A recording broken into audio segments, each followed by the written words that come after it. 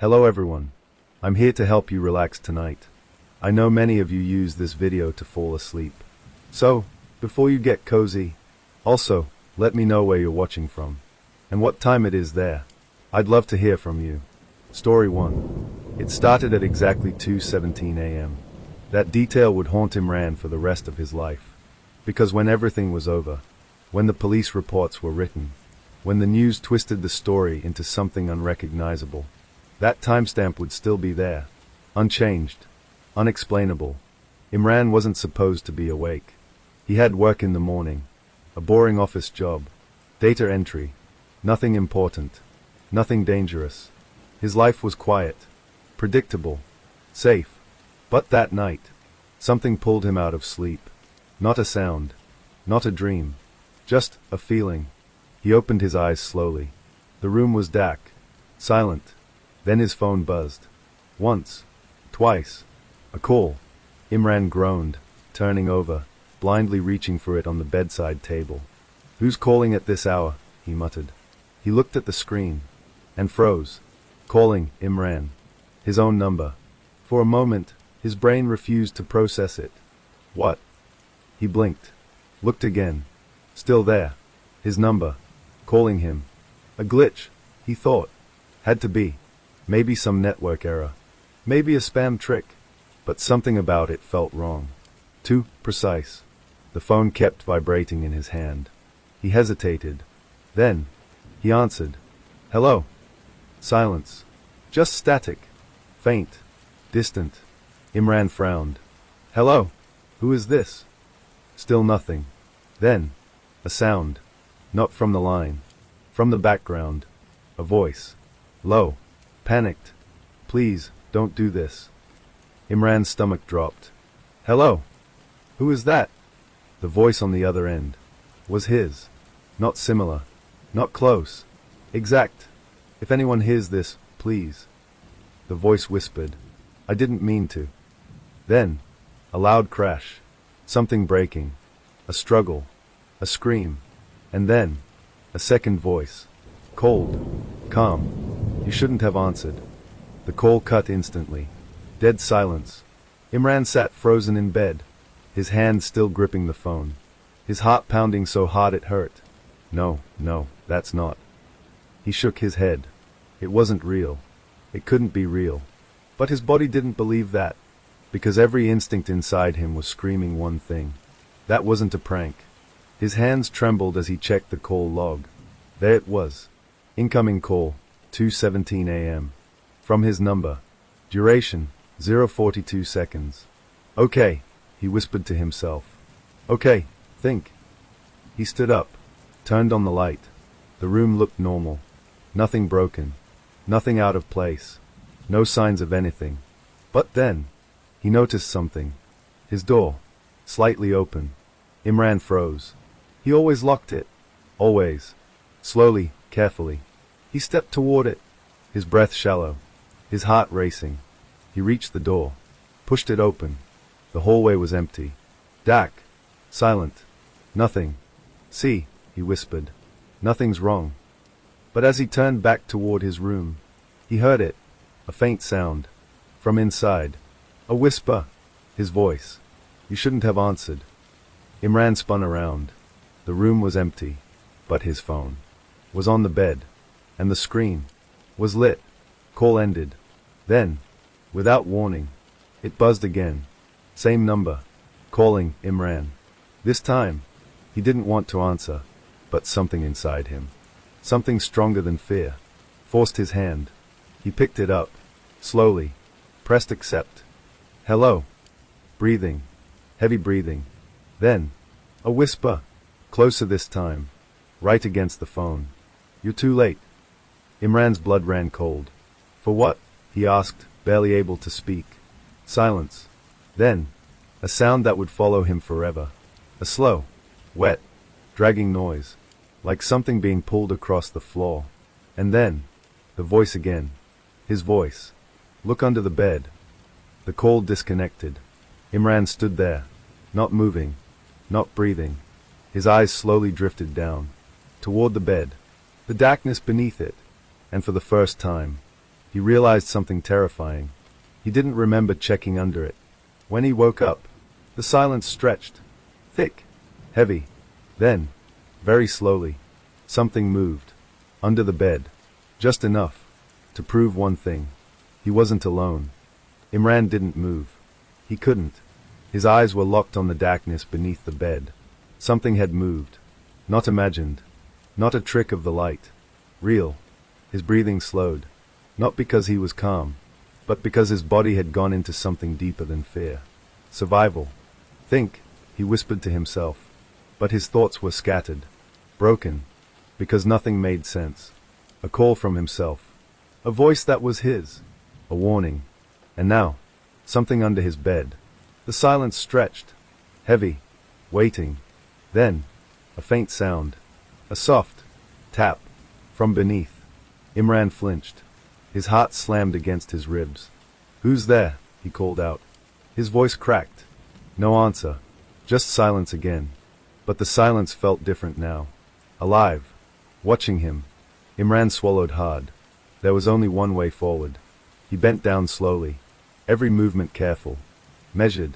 His hand reached for the edge of the bed. He hesitated. Because deep down, he already knew. Whatever was under there was not normal. But not knowing was worse. He dropped to his knees.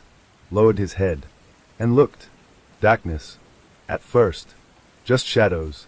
Nothing. Then, his eyes adjusted. And he saw it. A face.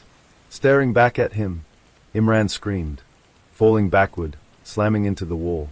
The thing under the bed didn't move. Didn't crawl out. It just stayed there. Watching. Because the face was his. Same eyes. Same features. Same expression. But wrong. The skin was pale. Too pale. The eyes. Dark. Not just in color. But in depth. Like something was missing behind them. Imran scrambled backward. No, no, no. The thing under the bed smiled. Slowly. And then. It spoke. You saw it too. Imran froze. That voice. It was his. Exactly his. But colder. Detached. What are you? Imran whispered. The thing tilted its head slightly. That's not the right question. A pause. You should be asking, when am I? Imran's breath caught. What? The thing under the bed moved slightly closer to the edge. Still not coming out. 2:17 a.m., it said softly. Imran's heart stopped. That's when it begins. Begins what? The thing smiled again. The end. Silence. Imran shook his head violently. No, this isn't real. It is, the thing replied calmly. And you already know that. Imran's mind raced. The call. The voice. The scream. The murder, he whispered. The thing's eyes flickered. Yes. A pause. You heard it. Imran's throat tightened. Was that me? Silence. Then. Yes. The word hit like a hammer. Imran staggered to his feet. No. I didn't. I would never. You will. The certainty in that voice.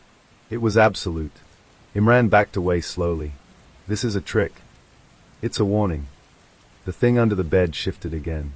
Its hand slowly reached forward. And slid something out into the light. A phone. Imran's breath stopped. It was identical to his. Same scratches. Same case. Same everything. That's yours, the thing said. No, Imran whispered. Yes. A pause. Tomorrow. Imran stared at it. What? You lose it. And then you find it again. The thing's smile widened. And that's when everything changes. Imran's hands shook. This isn't possible. It already happened. Silence. Imran looked at the phone on the floor. Then back at the thing under the bed. Why are you telling me this? The answer came instantly. Because you tried to stop it. A chill ran through him. And the thing's eyes darkened. You failed. The room felt smaller. Colder. Like the walls were closing in. Imran shook his head. No, no, I can change it. The thing leaned closer. Almost out from under the bed now. You already tried that.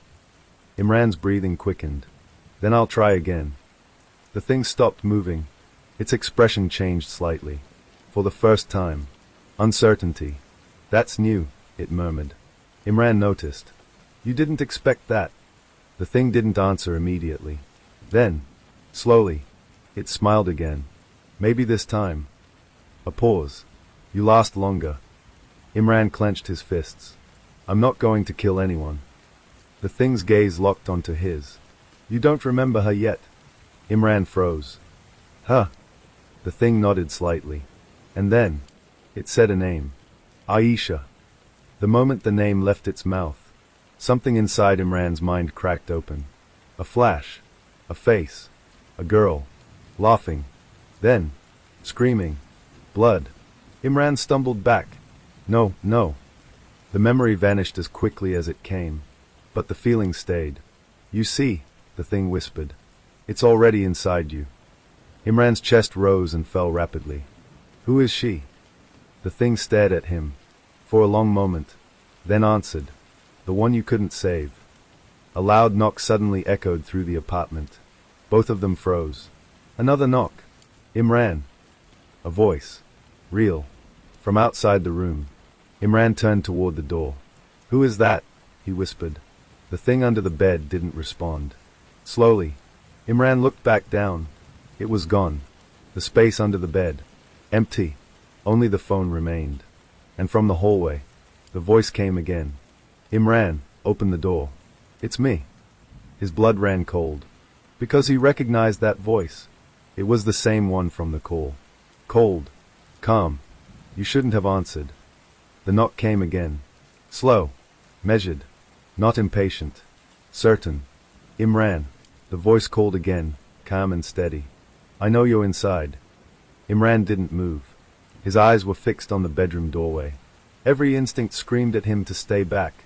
To run. To pretend he wasn't there. But the voice. It was the same one from the call. The same cold tone that had said, you shouldn't have answered. His throat tightened. Who are you? He called out. Silence. Then, someone who's trying to keep you alive. That answer didn't help. Not even a little. Imran glanced back at the bed. The space underneath it was empty now. Like nothing had ever been there. Except the phone. Still lying on the floor. Identical to his. Waiting. His gaze lingered on it. Then slowly, he bent down. Picked it up. The screen lit up instantly. No lock. No passcode. Just one thing. A video file. Timestamp. 2:17 a.m. Imran's hands trembled. He didn't press play. Not yet. Another knock. Louder this time. Imran, the voice said again. If you don't open this door, things get worse. A pause. Then, I don't have time to wait. And neither do you. Imran swallowed hard. Time. Everything kept coming back to time. The call. The duplicate. The warning. He made a decision. Slowly, he stepped out of the bedroom. The apartment felt different now. Colder. Quieter. Every shadow stretched too far. Every sound felt too loud. He moved down the hallway. One step at a time. Until he reached the front door. His hand hovered over the lock. Keep you alive, he repeated under his breath. Then, he unlocked it. And opened the door. The man standing outside didn't look dangerous. Mid-40s. Clean-shaven. Wearing a simple dark jacket. But his eyes. Sharp. Focused. Like he already knew everything. The man studied Imran for a moment. Then nodded slightly. You look exactly like I expected. Imran didn't respond. Who are you? The man glanced past him briefly. Into the apartment. We shouldn't talk out here. Imran immediately stepped back. No. You talk here or you don't talk at all. The man sighed. Fair enough. A pause. My name is Farid.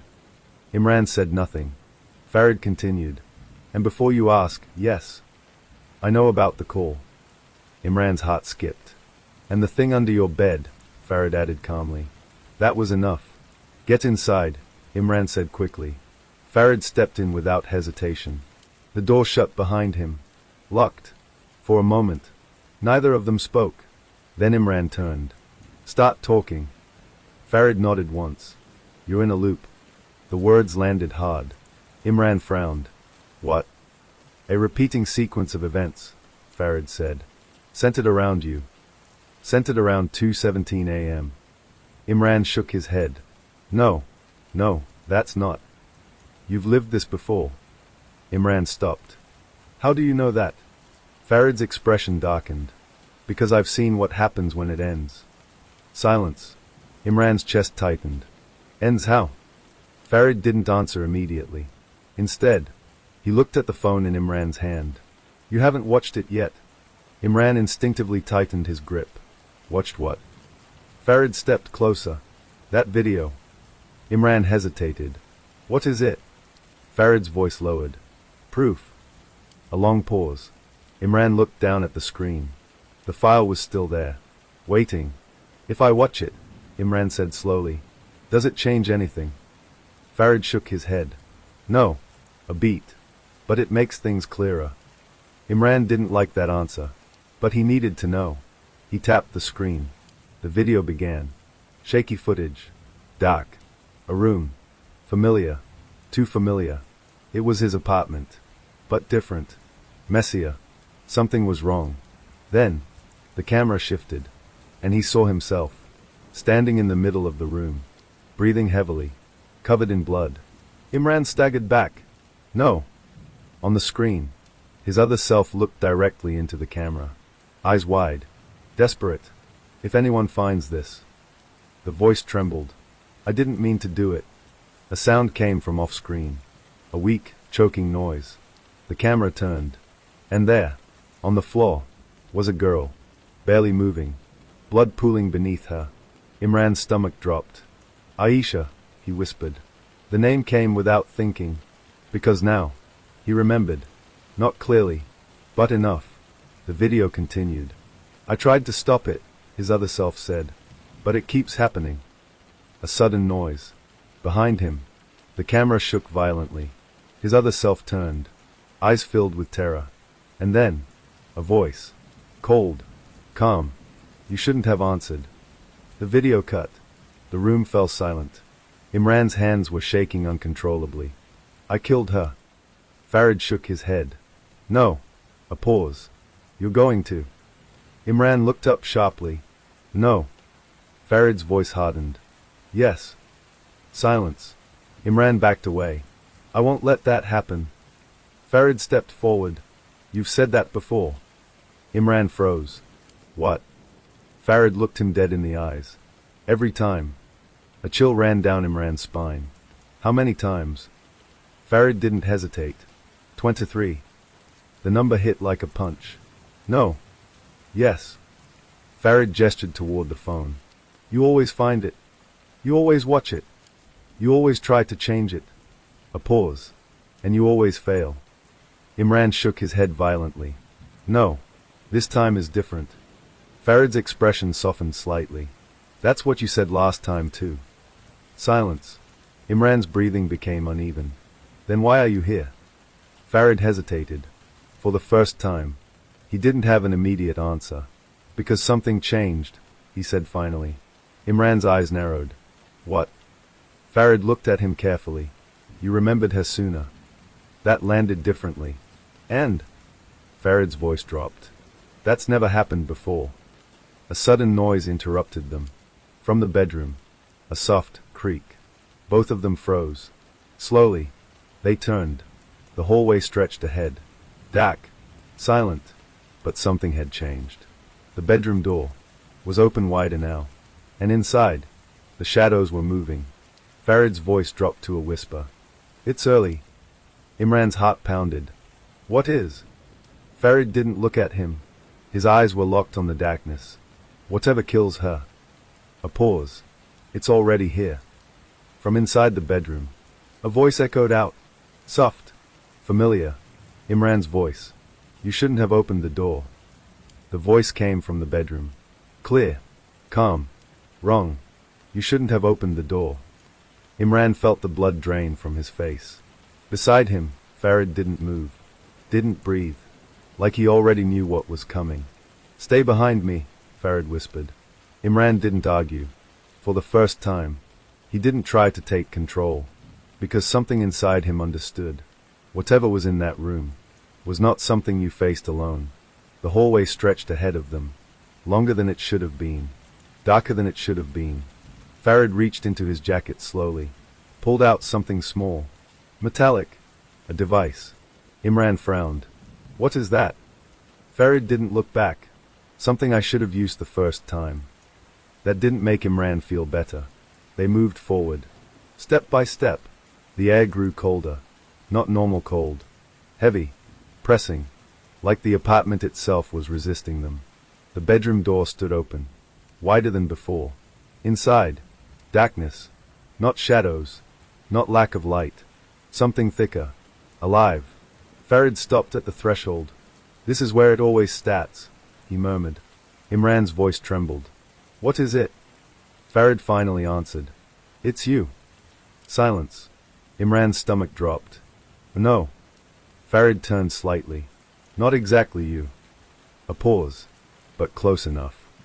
From inside the room, a shape moved, slowly, stepping forward, into the faint light. Imran's breath caught. It was him, but not like before. Not just pale, not just wrong. This version was broken, cracked, like a reflection shattered and put back together incorrectly. Its movements were unnatural, too smooth in some places, too jerky in others. Its head tilted slightly, eyes locked onto Imran. You brought him again, it said softly. Its voice echoed, layered, multiple versions of the same voice speaking at once. Farid stepped forward. This ends now.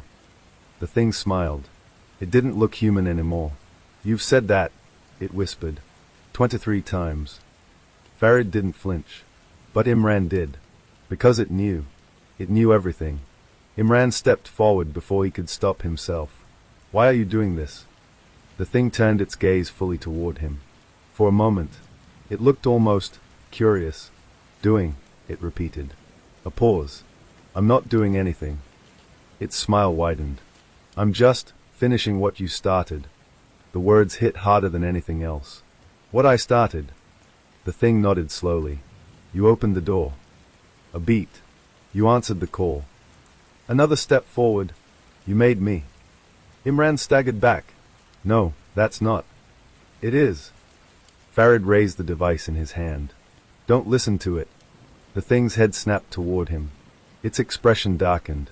You don't belong here, it said. Farid's voice was steady. I've been here longer than you. The thing laughed. A distorted, broken sound. No. A pause. I've been here first. The room shifted. The walls moved. Just slightly. But enough. Enough to make reality feel unstable. Imran grabbed his head. Memories flooded in. Not his. Not fully. Different versions. Different outcomes. Him trying to stop something. Him failing. Again. And again. And again. Make it stop. Imran shouted. Farid stepped closer. You need to focus. The thing moved faster now. Closing the distance. You can't stop it, it whispered. You never could. Farid activated the device. A sharp sound filled the room. High-pitched. Piercing. The thing recoiled slightly. For the first time. It reacted. Imran noticed. That hurts it. Farid nodded quickly. It disrupts the loop. The thing hissed. Its form flickering. You think this matters? It snapped. A pause. You still end up there. The lights flickered violently. The room twisted. And suddenly, they weren't in the apartment anymore. Imran gasped. They stood in a different place. A room. Cold. Dimly lit. And in the center, a body. Aisha. On the floor. Bleeding. Barely alive. Imran froze. No. The thing stood beside her now. Watching him. This is where it ends, it said softly. Farid grabbed Imran's arm. This isn't real. But it felt real. Too real. Aisha's eyes fluttered open. She looked at him. Imran, she whispered weakly. His heart shattered. I'm here, he said, stepping forward. Farid pulled him back. Don't. The thing smiled. Go on, it said. Try to save her. Imran hesitated. Because he remembered now. This moment. This choice. Every time. He did the same thing. And every time. It led to her death. What do I do? Imran whispered. Farid's voice was urgent. You don't follow the pattern. The thing's smile faded slightly. Careful, it said. You're learning. Imran closed his eyes, thinking, for the first time, not reacting, not panicking. Then, he stepped back, away from Aisha. The thing froze. What are you doing? Imran opened his eyes. Calm now. I'm not playing your version anymore. A shift. Something changed. The room trembled. The loop cracked. Farid smiled slightly. Finally. But the thing, it wasn't smiling anymore. Its expression twisted into something darker. You think that changes anything? It said. Imran didn't answer. He just stood still, unmoving, breaking the pattern.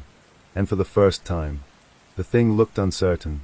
Because this had never happened before. The moment Imran stepped back, everything changed. Not slowly, not gradually, instantly. The air in the room cracked like glass under pressure. A deep, distorted sound echoed, like reality itself tearing apart. The walls began to warp. The floor beneath his feet rippled like water. Aisha's body flickered. There 1 second, gone the next. Farid staggered slightly. This isn't right, he muttered. The thing, the broken version of Imran, stared at him, not with anger, not with fear, but with something worse. Confusion. You weren't supposed to do that, it whispered. Imran didn't respond. He stood still, breathing slowly. For the first time, he wasn't reacting to it. He was choosing. The room twisted violently. The version of Aisha on the floor dissolved into static, like a corrupted video file. Then, everything went dark. Silence. Total. Absolute. Imran blinked. He was back in his apartment, standing in his bedroom. The lights were on. The bed, normal. The floor, empty. No body. No blood. No thing under the bed. We're back, Imran whispered. Farid didn't answer. Imran turned, and felt his stomach drop. Farid was gone. The apartment was empty. Completely. No. Imran rushed into the hallway. Farid. Nothing. He checked the living room, the kitchen, the front door, locked. From the inside. That's not possible. Panic crept in again. No. He forced it down. Stay focused. That's what Farid had said. Don't follow the pattern. Imran took a deep breath. Something had changed. He could feel it. The loop. It wasn't gone. But it wasn't the same anymore. A faint buzz broke the silence. Imran froze. Slowly, he looked toward the bedroom. His phone. It was ringing. He walked back slowly, each step cautious. The phone sat on the bed, screen glowing. Incoming call. But this time, it wasn't his number. It was a name. Aisha. Imran's breath stopped. No. His hand trembled as he picked it up. This wasn't supposed to happen. This had never happened before. He answered. Hello. Silence. Then, a soft voice. Imran. His chest tightened. It was her. Alive. Aisha. A pause. Then, where are you? The question sent a chill down his spine. I'm home, he said slowly. Another pause. That's not possible, she whispered. Something was wrong. Very wrong. What do you mean? Her breathing quickened. I just saw you. Imran froze. What? I just saw you, she repeated, a tremor in her voice. You were outside my building. His heart began to pound again. Oh no, I'm here. I haven't. You were there, she insisted. And you were acting strange. Imran's grip tightened on the phone. What did I do? Silence. Then, you told me to run. The words hit like a shockwave. Run. Her voice dropped to a whisper. You said, don't open the door. Imran's blood ran cold. Because that wasn't a warning. It was a reversal. Aisha, he said urgently. Listen to me. A loud noise interrupted her. A door slamming. On her end. His hair, she whispered. Imran's heart stopped. Who? Silence. Then, a breath. You. The line went dead. Imran stood frozen. The phone slowly lowered from his ear. No, no, that's not. But it was. Because something had changed. The loop didn't just break. It split. Now there were two versions. One here, and one out there, and only one of them was trying to save her. A sudden crash echoed from outside. From the street below. Imran rushed to the window, looked down, and his heart stopped. A crowd was forming. People gathering around something. A body, lying on the ground. Imran's hands began to shake. No. Even from that distance. He recognized the clothes. Recognized the face. It was him. His body, broken on the pavement. And as the crowd stared, the body's eyes slowly opened, and looked directly up at him. Smiling. Imran couldn't breathe. His hands were pressed against the window. His reflection stared back at him. But beyond it was something worse. His own body, lying broken on the pavement below. Neck twisted at an unnatural angle. Blood pooling beneath him. And yet, those eyes, open, alive, watching, smiling. Imran staggered back from the window. No, no, no, no. That wasn't possible. He was here, standing, breathing. So what the hell was that? A hallucination? Another illusion? But deep down, he knew. It wasn't fake. It was real. The loop hadn't reset. It had split. A sudden knock echoed through the apartment. Loud. Violent. Imran froze. Not again. The knocking came faster now. Aggressive. Imran. The voice shouted from the other side. And this time, there was no mistaking it. It was him. Imran's chest tightened. The door rattled under the force of the blows. Open the door. The voice was desperate. Panicked. But underneath, there was something else. Something wrong. Imran backed away slowly. No, I'm not opening that. The knocking stopped instantly. Silence. Thick. Then, a soft chuckle. Low. Distorted. Good, the voice said quietly. You're learning. Imran's stomach dropped. That wasn't panic anymore. That was control. The handle of the door began to turn. Slowly. Deliberately. Imran's eyes widened. It's locked, he whispered. The handle kept turning. Then, stopped. Another chuckle. Locks don't matter, the voice said. A shadow slid under the door. Not light. Not darkness. Something in between. Something that moved on its own. Imran stumbled backward. The shadow stretched across the floor, crawling toward him. Against the direction of the light. Against logic. No. The shadow reached his feet. And stopped. For a moment, it didn't move. Then, it began to rise. Like smoke. Taking shape. Forming. Into him. The other Imran stood there now. Perfect. Unharmed. No broken bones. No blood. Just him. But different. The eyes. Too still. Too empty. They stared at each other. A perfect mirror. One breathing. One not. You look scared, the other Imran said. His voice was calm. Too calm. I would be too. Imran's throat tightened. What are you? The other version smiled faintly. I'm what happens when you stop running. A pause. I'm what you become when you accept it. Imran shook his head. No, I'm not like you. The other Imran tilted his head. Not yet. Silence. Imran's fists clenched. You killed her. The other Imran didn't react. For a moment, he just stared. Then, he nodded. Yes. The word hit harder than anything else. Imran stepped forward suddenly. Why? The other Imran didn't flinch. Instead, he stepped closer too, until they were inches apart. Because she opened the door, he said quietly. Imran froze. What? The other Imran's eyes darkened. She always opens it. A pause. She always trusts you. Something clicked. The warning. Don't open the door. It wasn't for him. It was for her. Imran's breath caught. You're the one who goes to her. The other Imran smiled. Every time. Imran staggered back. No. Yes. The other Imran's voice dropped. And now, there's two of us. Silence. Imran felt the weight of that. Two versions. Two paths. One outcome. Then I'll get to her first, Imran said. The other Imran's smile widened. That's what you think. A pause. Then, the other Imran leaned closer. Whispered, You're already too late. A sudden ringing cut through the room. Imran's phone. Both of them looked at it. The screen lit up. Aisha calling. Imran moved instantly. But the other Imran was faster. He grabbed the phone first. Answered it.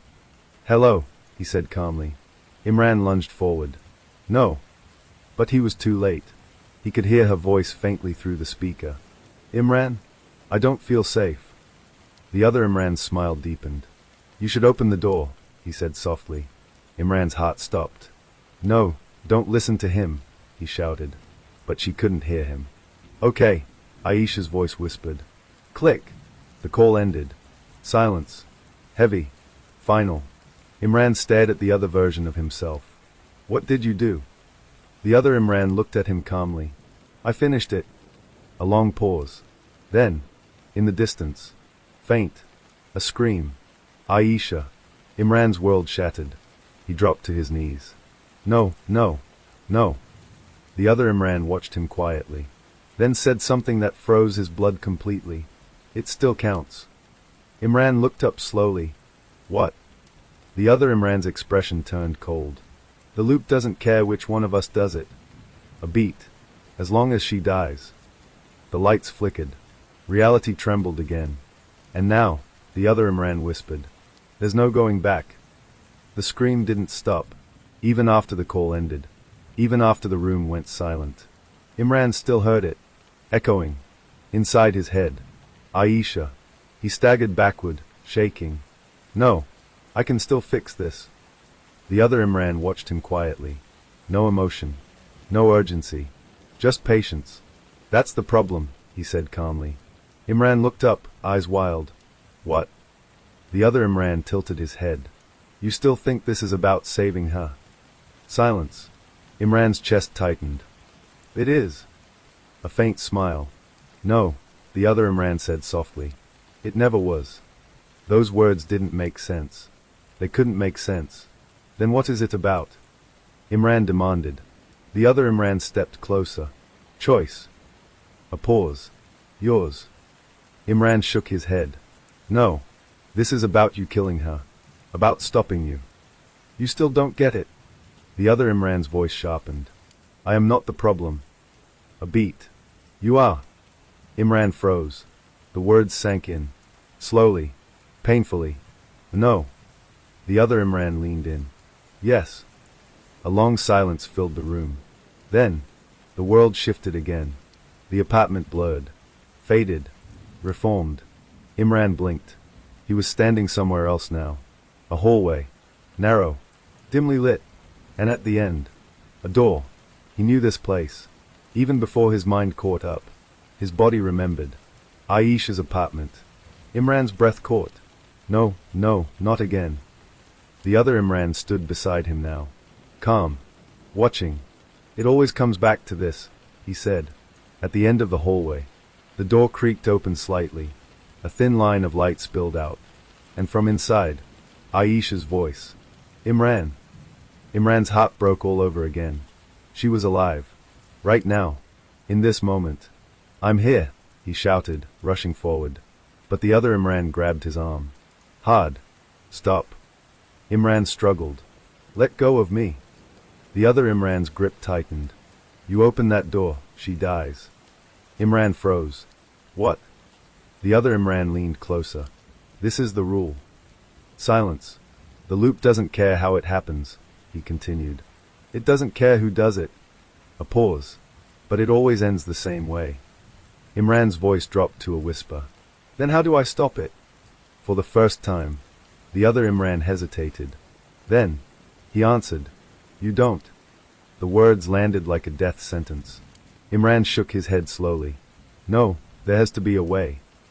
The other Imran's eyes darkened. There is. A beat. But you won't like it. Imran stared at him. Tell me. The other Imran turned toward the door. Toward Aisha. Then back at him. One of you has to die. Everything stopped. Imran's mind went blank. What? The other Imran didn't blink. If both of us exist, the loop continues. A pause. If one of us is gone. He let the sentence hang. Imran's chest tightened. Then what? The answer came quietly. Then it ends. Silence. Imran looked at the door. He could hear her moving inside. Waiting. Trusting. Then he looked back at the other version of himself. You expect me to believe that? A faint smile. You already do. Imran clenched his fists. Why haven't you done it then? The other Imran's expression changed. For the first time. Something human. Something like regret. Because I tried. A pause. And I failed. Imran's heart skipped. How? The other Imran's voice dropped. Because you always stopped me. Silence. Imran stepped back slowly. So what? We just kill each other until one of us wins. The other Imran shook his head. No. A pause. Only one of us is allowed to choose. Imran frowned. What does that mean? The other Imran looked him dead in the eyes. It has to be you. A chill ran through him. Why me? The answer came softly. Because you're the one who still cares. Imran's throat tightened. From inside the apartment. A knock. Soft. Gentle. Aisha's voice again. Imran? Are you there? Imran closed his eyes. His mind raced. If he opened the door, she died. If he didn't know. This is insane, he whispered. The other Imran stepped back, giving him space. Make your choice. The hallway grew colder. The light flickered. Reality trembled. And Imran realized something terrifying. This wasn't part of the loop. This was outside it. A decision point. A final rule. One of them had to die. Oh, everything would repeat forever. Imran opened his eyes. Looked at the door. Then at the other version of himself. I'm not letting her die, he said quietly. The other Imran nodded slowly. I know. A pause. That's why you always lose. The hallway felt like it was closing in. The light above flickered again. Buzzing. Unstable. Imran stood frozen between two realities. Behind him, the other version of himself. Calm. Waiting. In front of him. The door. Aisha. Alive. Trusting. Imran. Her voice came again, softer this time. It hurt more now. Because he understood something he hadn't before. This moment was never about saving her. It was about what he was willing to lose. Imran swallowed hard. You said there's a truth behind all this, he said slowly, not turning around. Tell me. The other Imran didn't answer immediately. For a moment, there was only silence. Then, you really don't remember, do you? Imran clenched his jaw. Remember what? A long pause. Then, the first time. The word sent a chill down his spine. The first time what? The other Imran stepped closer, his voice lower now. Before the loop. The world seemed to tilt. Before the loop. There was a before. What happened? Imran whispered. The other Imran exhaled slowly. Like he'd carried this for too long. You killed her. Silence. Imran didn't react at first. His brain refused to process it. No. The other Imran didn't argue. Didn't raise his voice. Just said, yes. The word echoed in the narrow hallway. Imran shook his head violently. No. That's not. This whole thing is about stopping that. It already happened. Imran froze. What? The other Imran's eyes locked onto his. This isn't a warning. A pause. It's a consequence. The hallway darkened slightly. Like the truth itself was pulling the light away. Imran's voice cracked. I would never. You did. The interruption was immediate. Sharp. And final. Silence. Then. Why? Imran asked. The other Imran hesitated. For the first time. He looked away. Because she opened the door. The same words. Again. But this time. They meant something different. Imran's breathing slowed. That's not a reason. The other Imran nodded. No. A pause. It's the moment. Imran frowned. What does that mean? The other Imran stepped past him slightly. Closer to the door. It means everything changes there. A beat. When she opens the door. He turned back. You see something. Imran's heart pounded. What? The answer came quietly. The truth. Silence. What truth? Imran pressed. The other Imran's expression darkened. That she wasn't supposed to. The words didn't make sense. But they felt important. Wasn't supposed to what? Be there. A long pause. Imran's mind raced. You're saying she wasn't supposed to open the door? The other Imran shook his head slowly. No. A pause. She wasn't supposed to exist in that moment. Everything stopped. Imran stared at him. What? The other Imran's voice dropped to a whisper. This is where the loop started. A beat. You weren't alone that night. The hallway seemed to stretch, bend, like reality itself didn't want him to hear this. What are you saying? Imran asked, barely breathing. The other Imran stepped closer, face to face. You opened your door. A pause, and there was no one there. Imran's heart skipped. That's not. You waited. The voice cut through him. You looked down the hallway. Another step closer, and then, a whisper. She appeared. The world shattered. Fragments of memory flooded back. A hallway. Empty. Silent.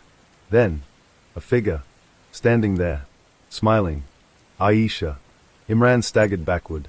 No, no, that's not real. The other Imran didn't move. It is.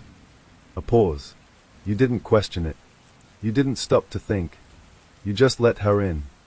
Imran's chest tightened painfully. So what? She wasn't real. The other Imran's expression twisted. That's the problem. A beat. She was. Silence. Imran's mind struggled to keep up. Then what's the problem? The answer came slowly, carefully. She wasn't supposed to be. The lights flickered violently. The hallway warped. Reality trembled again. This loop, the other Imran continued, isn't punishment. A pause. It's containment. Imran's breath caught. Containment. The other Imran nodded. Something broke that night. A beat. And now, it's trying to fix itself. Silence. Imran looked at the door. At Aisha. At the moment everything hinged on. So if I save her? The other Imran interrupted softly. You make it worse. A long pause. And if I don't? Imran whispered. The answer came like a blade. Then you become me. Silence. The truth settled in. Heavy. Unavoidable. There was no winning. No perfect ending. No clean escape. Only a choice. The door creaked open slightly. Aisha's voice trembled. Imran, please. Imran closed his eyes, took a breath, and realized something horrifying. This wasn't about saving her life. It was about deciding if she should have won at all. The door was still slightly open. Just enough for light to spill into the hallway. Just enough for her voice to reach him. Imran, please, I'm scared. Every instinct in his body screamed at him to move. To run to her. To open the door fully. To pull her into safety. But now, he knew. That wasn't saving her. That was starting it all over again. Imran's hands trembled at his sides. Behind him, the other Imran didn't speak. Didn't rush him. Didn't interfere. Because he didn't need to. He already knew how this would end. You always choose her, the other Imran said quietly. Imran clenched his jaw. And you always kill her. Silence. The words hung in the air. Heavy. Unavoidable. Then tell me something, Imran said slowly. For once. The other Imran tilted his head slightly. What? Imran finally turned around. Faced him directly. Eyes burning. If I let her die. A pause. Does she stay dead? That question, for the first time, made the other Imran hesitate. Just slightly. Yes, he said. But there was something off. Something uncertain. Imran noticed. You're lying. The other Imran's expression hardened. I'm not. But Imran shook his head. No, no, you don't know. A realization hit him. Hard. You've never made this choice, have you? Silence. That was the answer. Imran exhaled slowly. You said it yourself. You tried to stop me. A step forward. But you never became me. Another step. So you don't know what happens if I actually choose differently. The other Imran's eyes darkened. Don't do this. Imran turned back toward the door. I have to. His heart pounded so hard it hurt. Aisha's voice came again. Imran, why aren't you saying anything? His throat tightened. Because this was the moment. The one every version of him had failed. He stepped closer to the door. Slowly. Each step heavier than the last. I'm here, he said softly. There was relief in her voice instantly. Oh, thank God. I thought. Imran raised his hand, hovered it near the door, and stopped. Don't open it, he said. Silence. What? She whispered. His voice shook now. Whatever you hear. A breath. Whatever you see. Don't open the door. A long pause. Imran, you're scaring me. Tears filled his eyes. I know. Another pause. But you have to trust me. Behind him, the other Imran took a step forward. This won't work. Imran ignored him. Focused only on her. No matter what happens. Stay inside. Silence. Then. Okay, she whispered. The word broke something inside him. Because she trusted him. Completely. And this time, he wasn't going to betray that. The hallway began to shake. Violently. The lights flickered. Then burst. Darkness swallowed everything. A low, deep sound echoed around them. Like something enormous shifting in the walls. The other Imran grabbed his arm. You don't understand what you've done. Imran pulled away. I'm ending it. The floor cracked beneath them. The walls split. Reality itself tearing apart. A voice echoed through the darkness. Not Aisha. Not the other Imran. Something else. Something vast. You interfere. The voice was everywhere. Inside his head. Inside his chest. With the correction. Imran froze. Correction, he whispered. The darkness pulsed. Like it was alive. The anomaly persists. The words felt mechanical. Cold. Unfeeling. Imran's heart raced. She's not an anomaly. Silence. Then. She does not belong. Imran shook his head violently. She's a person. She is a deviation. The words hit like a hammer. A break in sequence. The walls around them dissolved into nothing. The hallway gone. The door gone. Everything gone. Only darkness remained. And Imran. Floating in it. The other Imran stood beside him. Silent now. Watching. You were created, the voice continued. Oh, to correct it. Imran's breath caught. Created. The answer came instantly. Yes. A pause. Every version of you. Imran's mind shattered. No. You fail. A beat. Repeatedly. Images flashed around him. Thousands. Different versions of himself. Opening the door. Saving her. Watching her die. Again. And again. And again. Then I won't fail, Imran said. Silence. You already have. The darkness pulsed again. Stronger this time. The anomaly remains. Imran's chest tightened. No. A whisper escaped him. She's still alive. The voice didn't respond. And that silence was worse than anything. Because it meant this wasn't over. Not even close. The darkness began to collapse inward. Folding in on itself. Taking everything with it. The last thing Imran saw, before everything disappeared, was the other version of himself. Looking at him. Not with anger. Not with hatred. But with something far worse. Pity. There was no light. No sound. No ground beneath his feet. Just silence. Endless. Imran floated in nothingness. Or maybe, he wasn't floating at all. Maybe he had already fallen. Is it over? He whispered. No answer. No voice. No presence. For the first time, since the calls began, there was no loop. No echo. No repetition. Just stillness. Then, a sound. Soft. A phone ringing. Imran's eyes snapped open. And suddenly, he was back. Standing in a familiar place. His apartment. Everything normal. Everything quiet. His phone vibrated in his hand. He didn't remember picking it up. Didn't remember it ringing. But there it was. Screen glowing. Incoming call. No number. No name. Just one word. Unknown. Imran stared at it. Heart pounding. This is it, he whispered. The final piece. The final truth. His thumb hovered over the screen. Then, he answered. Hello. Silence. Then, a voice. Not distorted.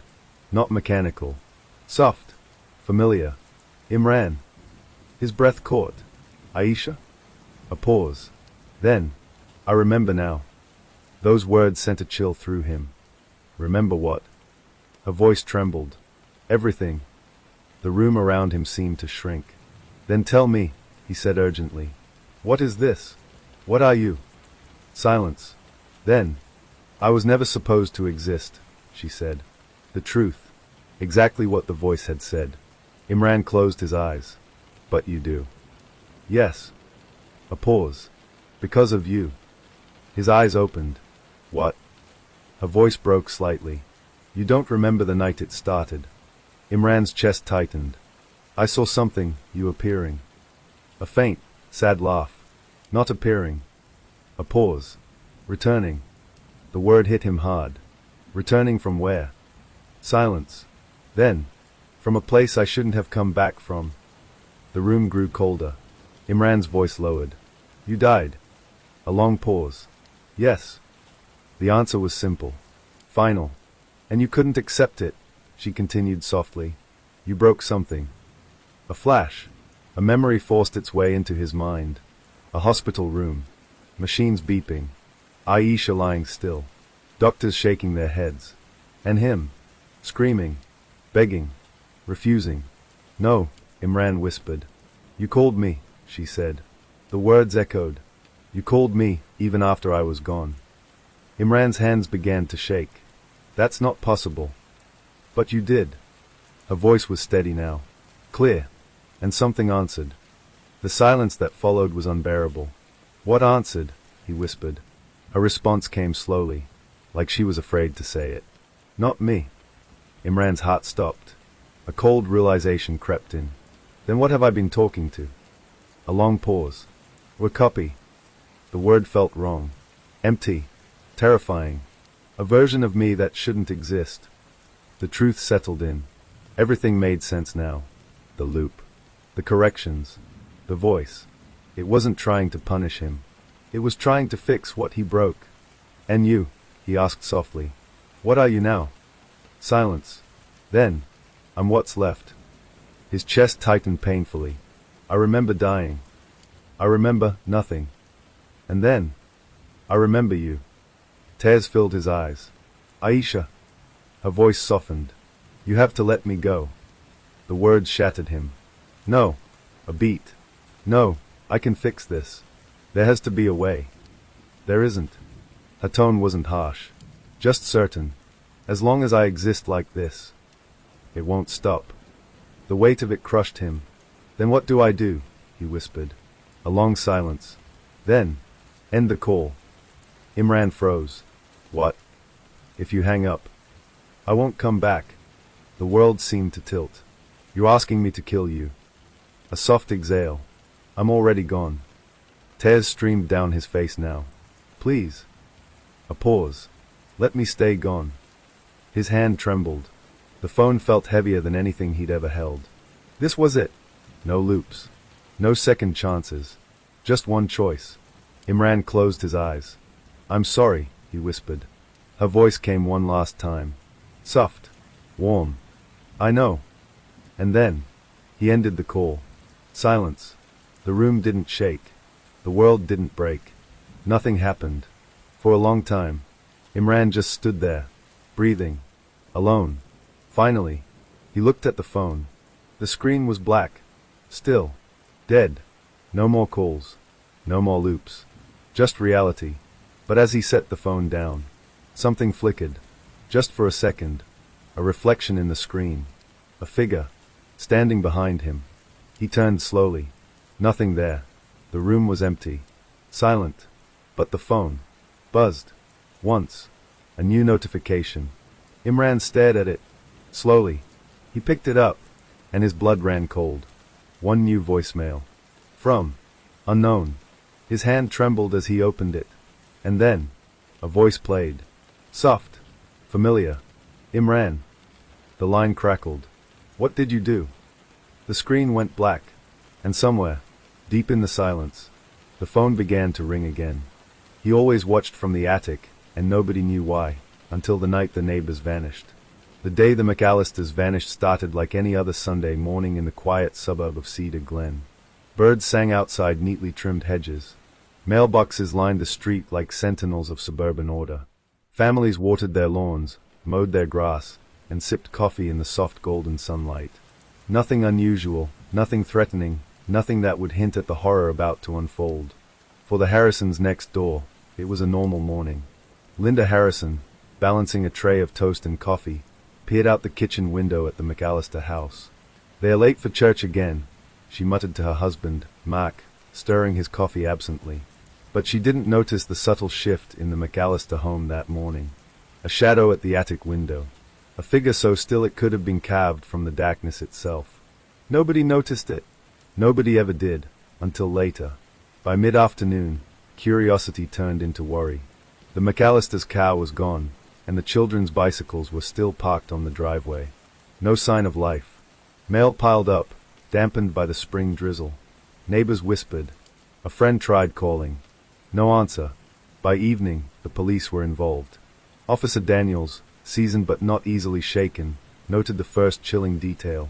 All the lights were off, the house locked tight, but there were no signs of forced entry. Inside, the McAllister home was pristine. Too pristine. Breakfast dishes sat untouched on the counter, beds unmade, laundry still half-folded. But no people, no sound, no evidence that anyone had been there or left willingly. Then came the attic. Daniels climbed the narrow stairs. Dust motes floated in the weak flashlight beam. Each step creaked, echoing through the empty house. The attic hatch was slightly ajar. The moment he pushed it open, he realized something horrifying. The entire room had been lived in, recently. Crayons scattered on the floor. A small, folded blanket laid neatly in the corner. A chair pulled up to the single window, positioned so whoever sat there could watch the street below. Daniels's stomach turned, because in the attic window, the glass was smudged. Fingerprints, clean and deliberate. Watching. The investigation began immediately, and the neighborhood turned upside down. Who could have taken the McAllisters? Why leave no trace? And why, after decades of living in peace, did someone suddenly choose this family? Neighbors were interviewed. Friends, co-workers, even delivery people. But nobody reported anything unusual, except for one man, Harold Finch. Harold was 62, retired, living alone in a house on the far corner of Cedar Glen. Quiet, polite, and often seen tending his garden or walking his dog. Nobody suspected Harold. Not even the police. Not even the neighbors. Except the children sometimes mentioned him, though they never realized how dangerous the detail was. "He watches sometimes," the youngest Harrison girl admitted, clutching her mother's hand. From the attic. Linda laughed nervously, thinking the girl was imagining things. A child's wild imagination. A harmless paranoia. But the police didn't laugh. They pulled the neighborhood records. Old blueprints of homes. Reports of strange activity, small thefts, neighbors claiming lights flickering in empty rooms. Nothing overt. Nothing violent. Nothing that pointed directly to Harold Finch. But there was one detail that made the hairs on Daniels's neck stand on end. Finch had lived in Cedar Glen for over 30 years. And in every case of unexplained disappearances or odd, unsolved incidents during that time, Harold was always present. Present. Watching. That night, the police secured the McAllister home, placing a guard and motion sensors. But no one dared sleep there. Not anyone sane. And in the shadows of the street, just across the lawn, behind the corner house, Harold Finch's figure could be seen in the attic window. Watching. Always watching. He wasn't worried. Not yet. Because he knew something no one else did. The McAllisters weren't the first. They wouldn't be the last. And he had plans for the neighborhood, plans that would take years to unfold. The next morning, Cedar Glen felt different. The sun rose over the neatly aligned rooftops, but the warmth of its light seemed hollow. The McAllister house, boarded up for investigation, stood like a dark sentinel on the street. Neighbors whispered behind curtains. Doors cracked open just slightly to watch police officers and detectives come and go. Mark Harrison had spent the night pacing. His wife, Linda, sat on the couch with the younger children huddled against her. The oldest, 14-year-old Rachel, stared at the McAllister house from the window. "They're never coming back, are they?" Rachel asked, voice trembling. Linda shook her head. I don't know, but the police will find them." Detective Daniels stood outside the house, briefing Officer Ruiz, who had spent the night monitoring the perimeter. "I've seen a lot in my career," Daniels muttered, his face grim. "But this is different. There's no sign of a struggle. Nothing stolen. Nothing broken. Yet the family is just gone." Ruiz frowned. "You think it's a kidnapping?" Daniels rubbed his temple. "I don't know what it is. But this isn't random. There's a pattern. And I think it's been happening for years." Years. Daniels pulled out his notepad, flipping through decades of cold case files from Cedar Glen and surrounding neighborhoods. Missing children, families who vanished without a trace, reports of strange behavior from neighbors. Nothing ever solved. Nothing ever explained. And then it clicked. The first thing Daniels noticed was the positions of the houses. All missing families lived on corners. All had a clear line of sight to at least one neighboring attic window.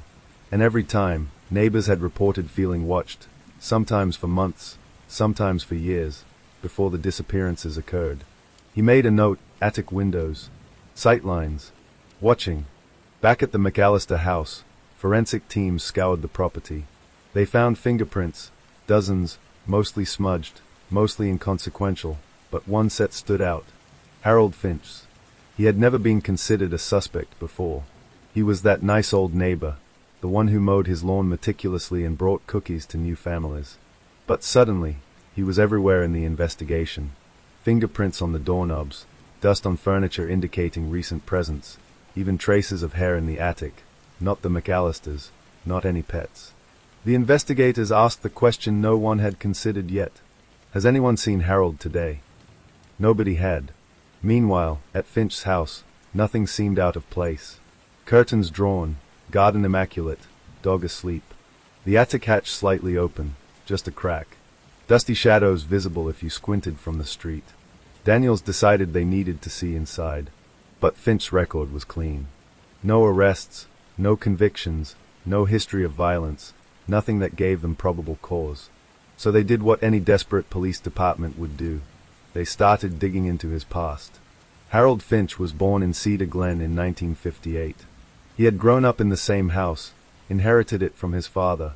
People described him as quiet, meticulous, and peculiar. He never married, had no known children, and rarely had visitors. But the most disturbing detail came from old neighbors who still remembered him as a teenager. He used to watch people, one man said nervously, from his window, always drawing things in notebooks.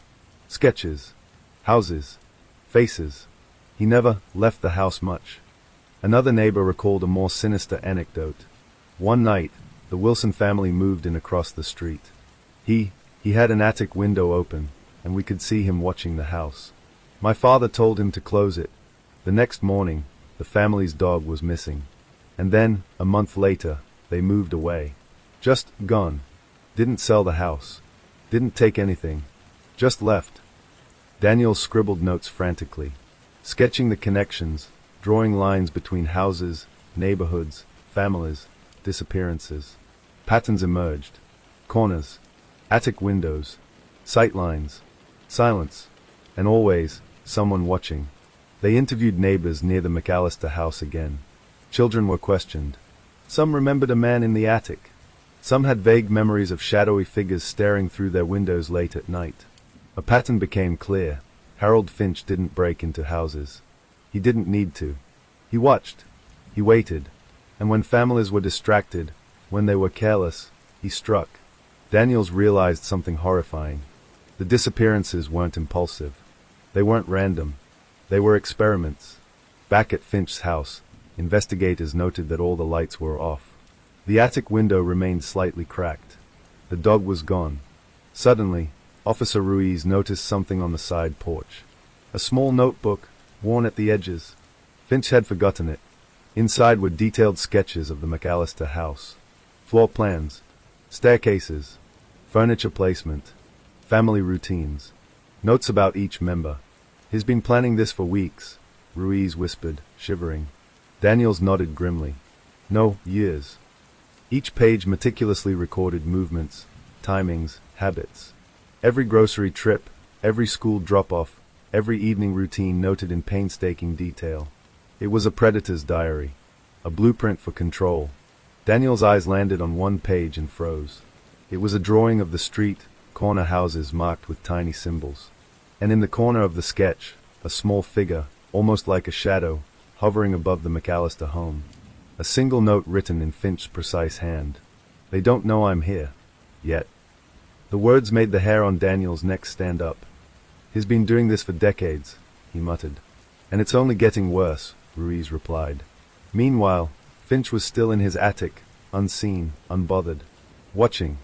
Taking notes. Preparing. Because he knew something the police didn't yet understand. The McAllisters weren't the lost family. And Cedar Glen would never be safe again. The air in Cedar Glen had changed. Not physically, not visibly. But the residents knew it. Even the kids sensed it. An invisible weight pressed down on the street.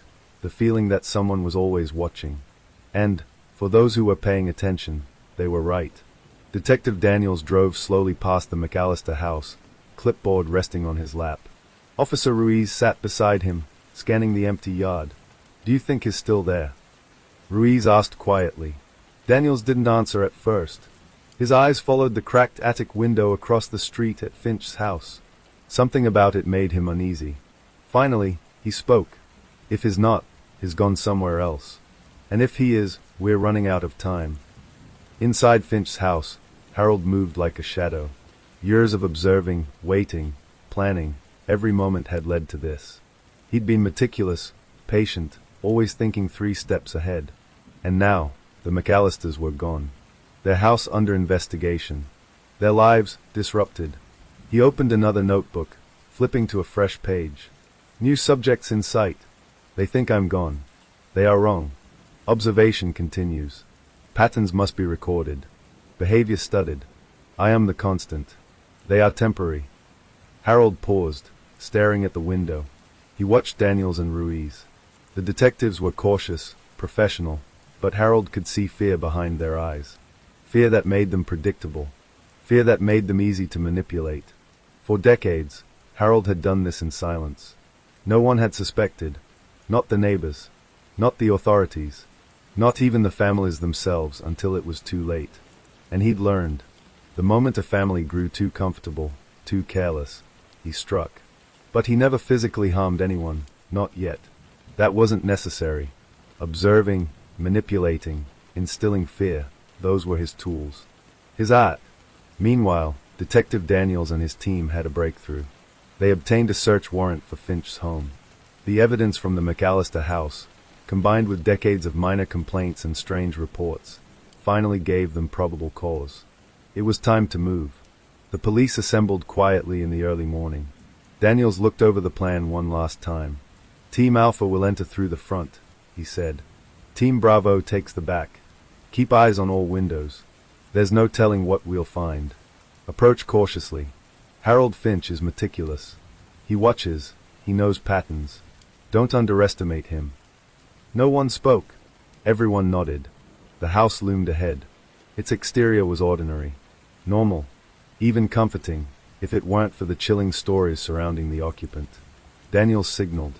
The front door creaked as Team Alpha entered. No sound came from inside.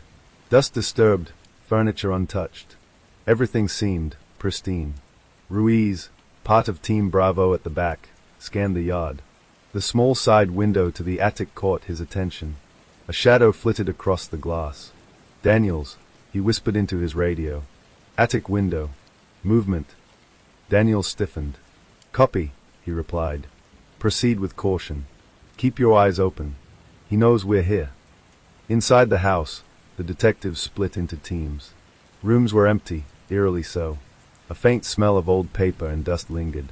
Shelves lined with meticulously organized notebooks and photographs of past neighbors, houses, and street layouts. Maps covered the walls. Each corner of Cedar Glen accounted for. Daniel's heart sank. This was no ordinary obsession. This was years of planning. Obsessive, methodical. And it wasn't about the McAllisters. It was about the entire neighborhood. Upstairs, a staircase led to the attic. Daniels signaled. Officers followed slowly. The hatch was slightly open. Dust motes floated in the thin light. A small chair positioned directly in front of the window, and notebooks stacked neatly on the floor. Then they noticed it. A small camera, hidden in the corner of the attic, angled to record the street. Cables snaked across the floor, connected to monitors and recording devices. Someone had been documenting every movement in Cedar Glen. 4 months. 4 years. Ruiz swallowed hard. He's been watching all of us. Daniels nodded. All of Cedar Glen. Every family, every neighbor. His everywhere. And then they heard it. A soft creak. The attic hatch shifted slightly. Harold Finch stepped out from the shadows. Calm. Collected. Not a hint of fear. Not a hint of surprise. You shouldn't be here, he said softly. Daniels raised his weapon. Harold Finch. Step away from the window. You're under arrest. Finch's lips curved in a faint smile. I don't need to hide anymore. They are gone. They've always been gone. You're too late. Daniels tightened his grip on the gun. What are you talking about? The McAllisters. Harold shook his head slowly. They are part of the pattern. The pattern has always existed. You cannot stop it. You are too late, detective. Daniels felt a chill. Explain yourself, Finch. Now. Harold's eyes gleamed. Obsessive. Fanatical. 4 decades, I have watched. I have waited. I have guided. Cedar Glen is my canvas. Families are my subjects. Every disappearance, every oddity, every fear, it has been part of the experiment. Ruiz took a step back, horrified. Experiment, he stammered. Harold nodded. I observe. I record. I teach them, through fear. Most never notice. Some leave. Some break. But the results are always predictable. Daniels pressed forward. And the McAllisters? Finch's smile widened, unnerving. They were careless. Too trusting. They left themselves open. I merely facilitated what was inevitable. Daniel's stomach churned. Facilitated? What did you do to them? Harold's tone was calm, almost gentle. I watched. I waited. They vanished when the time was right. The pattern holds. And soon, so will the rest of the street. A sudden sound, a creak of floorboards, a shifting in the attic, made Daniels pivot. Finch was already gone. The attic was empty. Only the notebooks remained. Maps, diagrams, photographs, every detail of Cedar Glen meticulously documented. Every family, every neighbor, every moment of routine, recorded and analyzed. Daniels grabbed a notebook and flipped through it. The final pages chilled him to the bone. Plans, timetables, schedules, notes on how to manipulate fear, how to isolate families, how to ensure they never suspected a thing. And at the very end, written in large, precise letters, the pattern continues. The watchers remain. The experiment is eternal. Daniels looked out the attic window. Across the street, the houses were quiet. But he felt it, an invisible presence. Eyes that never blinked, always observing. Harold Finch had vanished into the shadows of his own making. And Cedar Glen would never be the same. Cedar Glen didn't recover from the McAllisters' disappearance. Even after Finch vanished from the attic, his presence lingered like a cold draft that no one could shake. Windows left slightly ajar, shadows moving in corners, the softest creak of floorboards, everything became suspect. Detective Daniels spent sleepless nights poring over Finch's notebooks. Every page revealed patterns, timelines, habits, and a terrifying obsession with observation. Every family on the street had been tracked. Every neighbor catalogued. Every routine noted. One thing became painfully clear. The McAllisters were not random. They were just the first in a long line. Meanwhile, Finch's attention had already shifted. Across the street, in the newly painted house with the white picket fence, lived the Langston family. Helen, a single mother of 3 children, and her brother-in-law, David, who'd moved in to help with the household. A happy, normal family, or so it seemed. Helen noticed something immediately, though she couldn't put it into words. Lights in the neighboring attic flickering at night. Shadows that moved against the glass when no one should be there. A feeling that someone was watching, not just the house, but her, the children, even David when he left for work. She tried to ignore it. But the children, especially 9-year-old Emma, couldn't. "Mom," Emma said one evening, tugging at Helen's sleeve. "That man is staring at us again. From the window. He's in the attic." Helen laughed nervously. "It's nothing, sweetie. Just the shadows. You're imagining things." But Emma shook her head. "No, I saw him. He has a notebook. He writes down everything we do. He's always there." Helen's stomach sank. Something primal told her the child was right. Detective Daniels and his team tried to warn the neighborhood, but there was little they could do. The police presence had caused Finch to disappear, but no one had the slightest clue where he went. And that was Finch's genius. He didn't need to stay in one place. He could observe, track, and manipulate from afar. Every family on the street was part of his experiment. Every home a subject in his meticulous study of human behavior. Daniels studied the notebooks. Finch had detailed the Langston family as his next target, noting their routines. When the children left for school, Helen's schedule at work, David's hours at the office. Everything recorded in painstaking detail. One night, Helen came home late from her shift at the hospital. David was asleep on the couch. Emma and her siblings were already in bed. The house was quiet, too quiet. And then she noticed it. A light in the attic. Dim, flickering, deliberate. She froze. Her heart pounded as she crept upstairs, peering through the narrow hallway. From the attic window, she caught a glimpse, a shadow. A figure hunched over a notebook, scribbling furiously. Her blood ran cold. She backed away slowly, reaching for her phone. But the screen was dead. And then the figure moved. Not down the stairs. Not out the front door. But toward another exit. The house wasn't big, but the figure seemed to vanish into the shadows, slipping away as if it had never been there. Helen rushed to the living room. David was stirring, sensing her panic. "What is it?" he asked groggily. "There's someone in the attic," she whispered. I don't know. He was watching us." "He?" David's brow furrowed. "A burglar?" Helen shook her head. "No, it's not like that. I saw him writing. He knew everything about us." David's expression hardened. "We need to call the police. Now." The next day, Daniels and Ruiz arrived. Daniels had spent the night analyzing Finch's past and plotting a way to anticipate his next move. "We know he's targeting you," Daniels said bluntly to Helen. "We know he observes everything. He's methodical, meticulous, and dangerous. You cannot, under any circumstances, leave the house alone. Do not let the children out of sight. Lock every door, every window. He's watching." Helen felt her world shrink to the size of her living room. She hugged her children tightly. "I don't understand," she said. "Why us? Why Cedar Glen?" Daniels shook his head. "He doesn't choose randomly. He's obsessive. He picks families, studies them, and then decides when to strike. That's why the McAllisters disappeared. And if we're not careful, you'll be next." That night, the Langston house felt like a prison. The children slept in the same room. Helen and David took turns watching the house.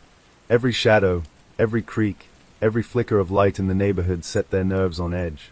But Finch was patient. He didn't need to act immediately. Observation alone was enough to destabilize them. The fear, the paranoia, the constant feeling of being watched, it was all part of his design. He had spent decades perfecting this. The psychological pressure was his weapon. And Cedar Glen, once idyllic and safe, had become his canvas. Late that night, Daniels monitored the neighborhood from his car. His radio crackled, and Officer Ruiz's voice came through. "Detective, I think he's here, near the Langston house. I see movement, attic window. Someone's there." Daniels felt a chill. Finch had returned, just as he always did. Across the street, Finch scribbled in a new notebook. The Langston family routines carefully noted, their vulnerabilities highlighted. The final notes of this page read, "They feel watched. Good. Fear sharpens them. Panic will teach them obedience. Observation is enough for now. The next phase begins." Daniels watched the window, heart pounding, knowing that the real terror was just beginning. The Langstons were safe, for now. But Finch was patient. And patience, combined with obsession, was deadly. The Langston house had become a fortress. Locks reinforced, windows sealed, cameras installed at every entrance. Detective Daniels had stationed officers around the block, but even that didn't relieve the tension. Every shadow seemed sinister. Every creak of a floorboard made Helen flinch. Every glance at the attic window sent a shiver down her spine. Finch wasn't in a hurry. That was his advantage. Patience was the weapon he wielded with precision. Inside his hiding place, which no one knew, he observed. He had spent hours studying the Langstons, noting weaknesses and creating scenarios. Unlike the McAllisters, Helen's family was cautious. They were aware, alert. But Finch had learned long ago that fear alone could break even the strongest defenses. The first step was isolation. Helen's phone began to malfunction. Calls to friends and family dropped inexplicably. Text messages went unread. Emails never sent. Internet connections flickered. Every attempt to contact the outside world seemed blocked. "Why won't my phone work?" Helen asked, frantic, pacing the living room. David examined the device. "I don't know. It's like something's interfering. Maybe a service outage." Daniels, monitoring remotely, frowned. "Not a coincidence. Finch is clever enough to manipulate communication lines. He wants you cut off, completely isolated." That night, a new level of paranoia settled in. Every creak, every gust of wind against the windows, every flicker of the streetlights felt amplified. Emma clutched her blanket tightly. "Mom, I see him. He's outside. I know it." Helen hugged her daughter. "There's nobody there, sweetheart. It's just shadows." But Emma shook her head. "No, he's always there. Watching. Waiting." David turned toward the window, heart racing. A shadow moved past the curtains of the opposite attic. For just a moment, it seemed to linger. Then it vanished. The psychological games had begun. Finch didn't need to enter the house to terrorize the Langstons. He only needed to make them feel watched, trapped, constantly on edge. In his notebooks, Finch wrote meticulously, "Fear is teaching. Isolation is shaping. Observe responses. Record weaknesses. Phase 2 approaching." Daniels met with his team late at night. He laid out what Finch was doing. He's not violent yet. Not physically. But he's breaking them down. Psychological manipulation. He's methodical. Every family he's targeted has reached a breaking point. The Langstons won't be an exception. Ruiz rubbed his face. "How do you stop someone who doesn't play by normal rules? Who doesn't even physically confront you?" Daniels shook his head. "You anticipate. You predict. You trap him with his own patterns." The next morning, Finch escalated. Helen found envelopes slipped under the front door. Each was addressed personally. Handwriting precise, almost artistic, yet unsettlingly familiar. Inside, small notes detailed her routines. Her children's school times. David's work schedule. Even grocery runs and errands were recorded. One note read simply, "You cannot hide. I know where you are. I know what you do. Stay alert. Watch your shadows." Helen trembled, clutching the paper. "David, he knows everything. His inside our lives." David tried to remain rational, but fear gnawed at him. "We need to stay calm. We can't let him see that we're scared." Emma whispered from the corner, "He's in my room sometimes. I hear him, breathing." Helen froze. "Emma, no."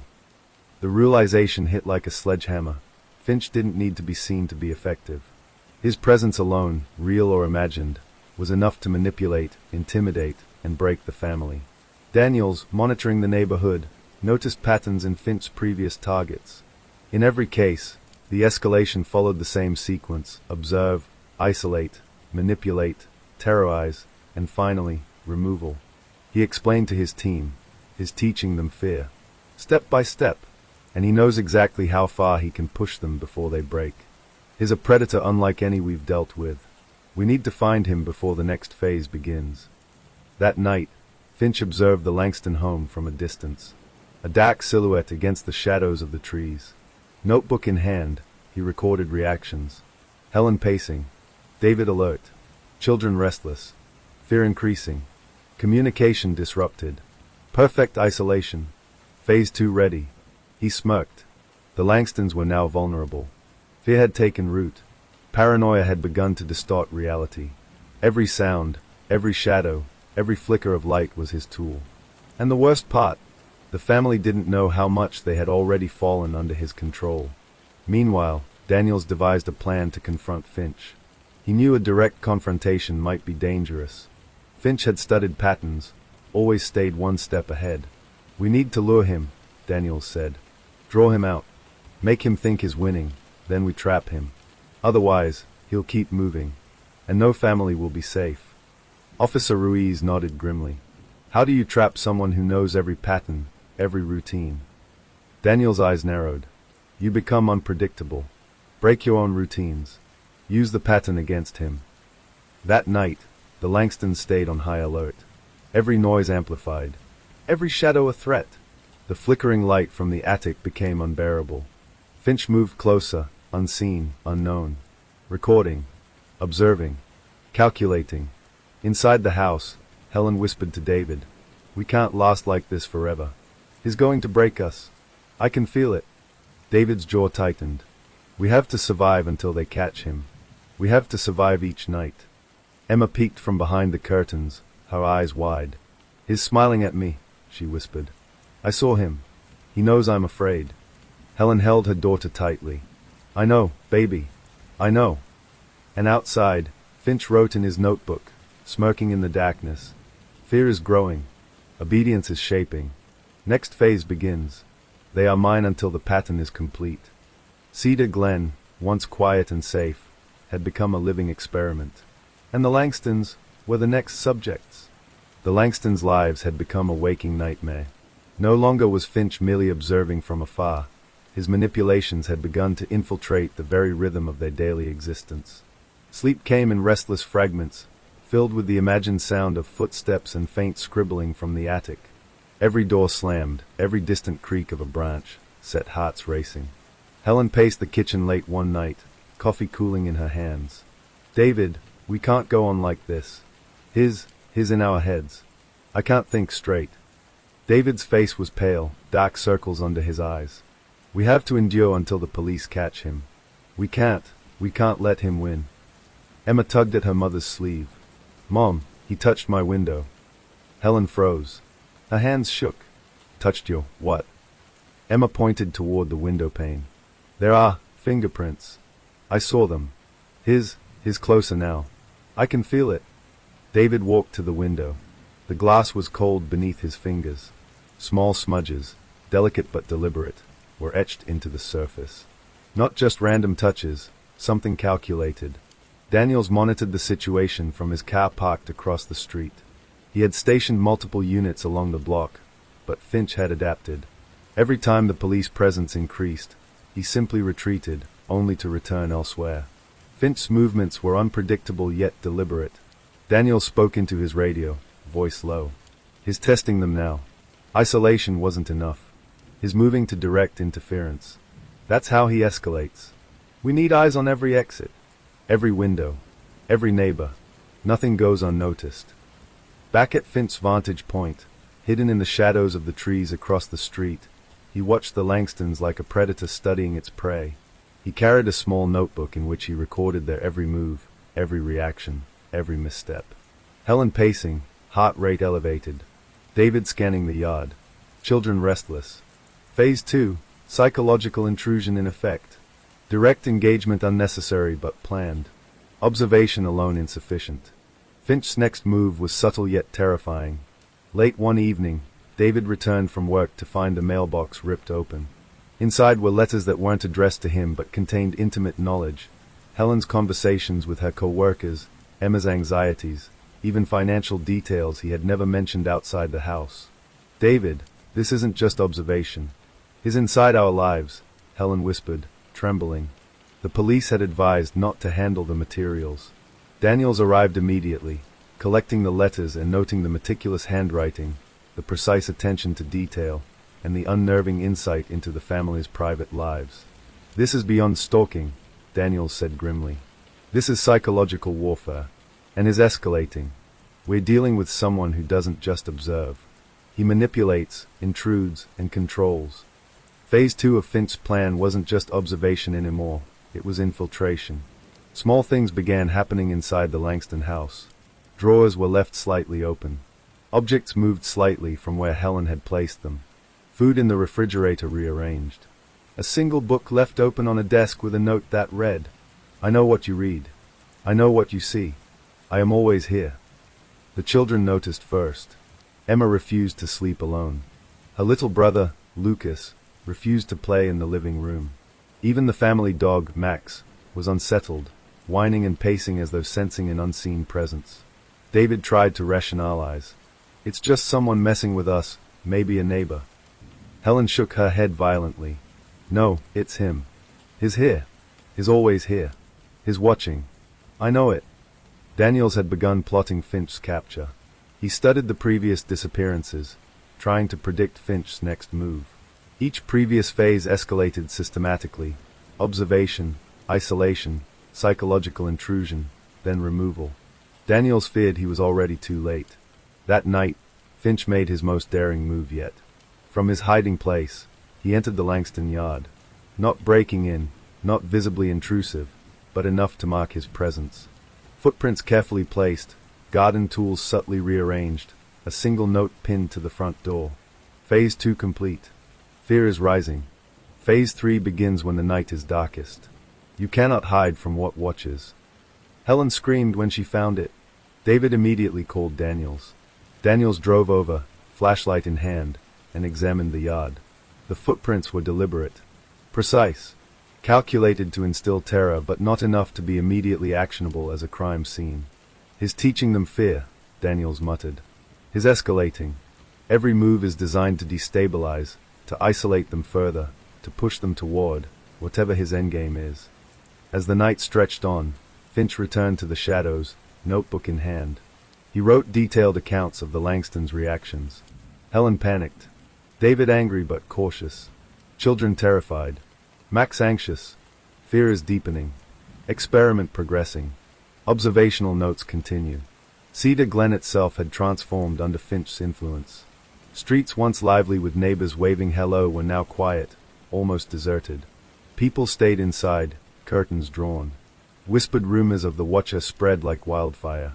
Daniels realized Finch's influence wasn't limited to direct targets.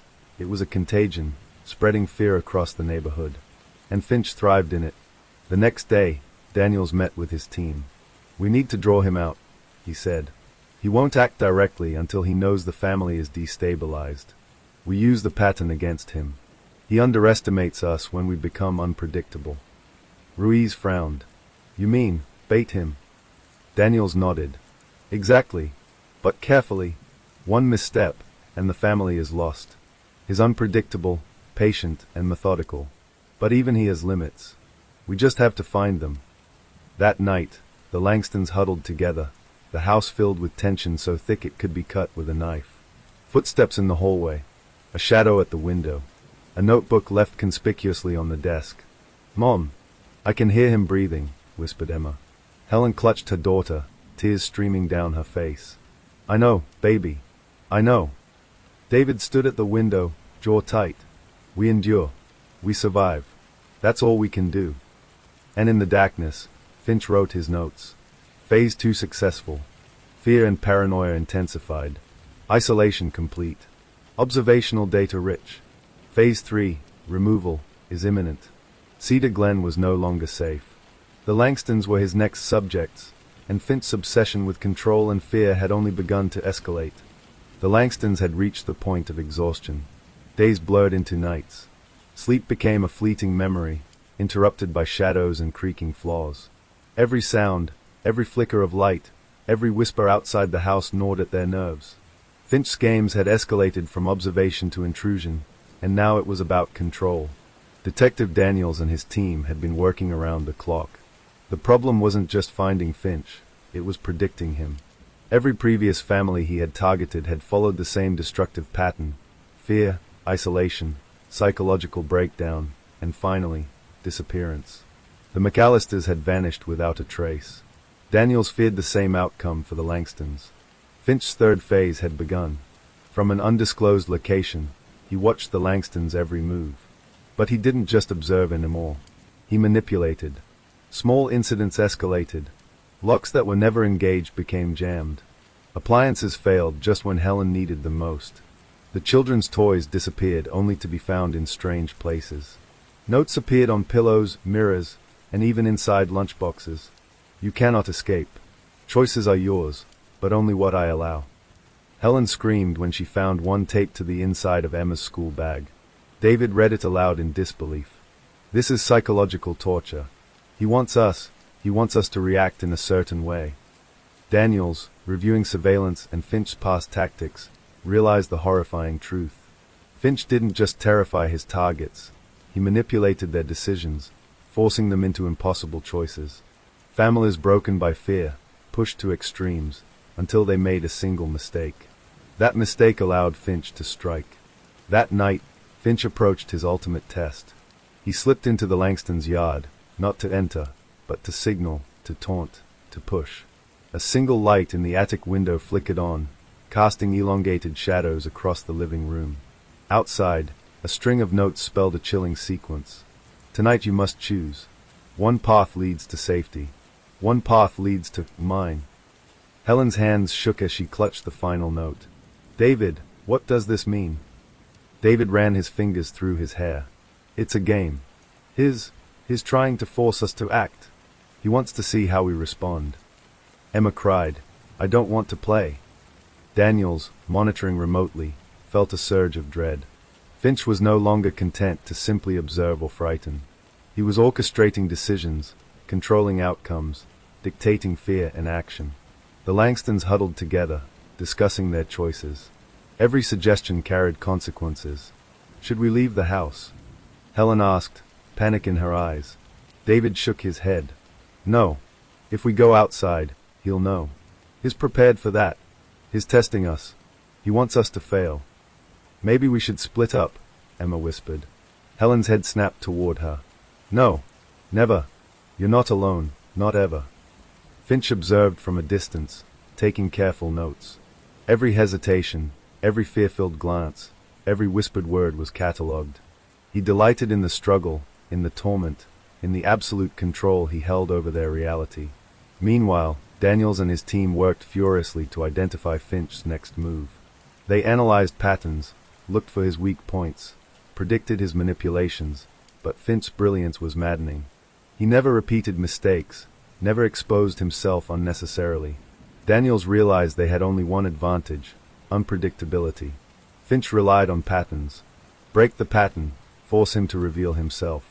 Inside the Langston house, tension reached a breaking point. Small escalations became terrifying events. Lights flickered violently. Objects moved in impossible ways. A shattered vase lay on the floor, with a note tucked beneath it. Careful, every step matters. One wrong choice and it is the end. David clenched his fists. He's trying to push us to act irrationally. Helen's hands trembled. I don't know how much longer we can last. Every night, it's worse. Every shadow, it's him. Always him. Finch, hidden in the darkness outside, scribbled again in his notebook. Fear is mastery. Observation complete. Manipulation effective. Next phase, action, is imminent. The family debated again. Every choice seemed fatal. Should they leave the house? Finch had made it clear the outcome would be catastrophic. Should they stay? Finch's manipulations could escalate further, pushing them to exhaustion, panic, and despair. Should they call for help? Communications were compromised. They couldn't be sure Finch wasn't monitoring every call. The night seemed endless. The shadows shifted. The air was thick with terror. And then it happened. A faint scratching at the window. A subtle movement. The door to the basement creaked open. Nothing visible, but the family knew it. He was inside the house now. Not physically perhaps, but psychologically, emotionally, controlling the environment. Helen whispered, "He's here. He's inside, even if he's not in the room, he's here." David's face hardened. Then we endure. We survive. One step at a time. No panic. We are stronger than fear. Daniels watched the feed, heart pounding. Finch's escalation to Phase 3 was precise, relentless, and terrifying. The manipulations forced the family to make impossible choices, every decision potentially fatal. And Finch reveled in it. From the shadows, Finch's notebook recorded each reaction. Helen panicking, David trying to rationalize, children distressed, fear deepening, decisions constrained, action imminent. The pattern continues. The family's endurance was being tested, pushed to the brink of human capability. Every breath, every glance, every heartbeat was monitored, catalogued, and analyzed. And as the night wore on, Daniels realized the terrifying reality. Finch wasn't just a watcher anymore. He was a puppeteer. Every choice the family made, every panic-fueled reaction, every attempt at resistance, it was all part of his experiment. Cedar Glen had become his laboratory. The Langstons were his subjects. And Finch's obsession with fear, control, and observation was only beginning to reach its terrifying climax. The Langstons had been awake for hours, no, days. Sleep had become a memory, one they clung to only in whispered recollections of before Finch had taken control of their lives. Every creak of the floorboards, every flicker of light, every distant shadow became amplified. Fear had calcified into obsession. Detective Daniels had been coordinating officers in shifts around the neighborhood, but Finch had adapted to every precaution. Cameras had been disabled in subtle ways, motion sensors misdirected. Even the police presence seemed to feed Finch's game rather than deter him. Daniels knew the next step had to be calculated, precise, and daring. Finch was watching from a distance, hidden in the perimeter of Cedar Glen. He had remained unseen, the ultimate predator, studying his subjects as he manipulated the environment. But tonight, he would escalate. Phase 4, control through chaos, was ready to begin. Small disturbances began almost immediately. The front door, locked twice, was now slightly ajar. A note appeared on the kitchen counter. Choices matter. Every step, every breath, observed. Lights in the house flickered in deliberate patterns, synchronized to create uncertainty and panic. Emma's favorite doll, placed carefully on her bed earlier, now sat across the room with a new note. You cannot protect what you love. Helen clutched the doll in her hands, tears streaming. David, his inside everything now. His controlling our house. David's face was pale, jaw tight. We endure. We survive. That's all we can do. Daniels had spent the past hours analyzing Finch's past behaviors, trying to anticipate his next move. The McAllisters' disappearance and the notes left behind had revealed a terrifying pattern. Finch escalated in stages, each more invasive than the last, until the family was psychologically broken. Only then did he act decisively. Daniels knew they had to trap Finch, but he had to make it seem like the Langstons were isolated, vulnerable, and unaware. Any hint of police presence might send Finch fleeing. A plan was devised.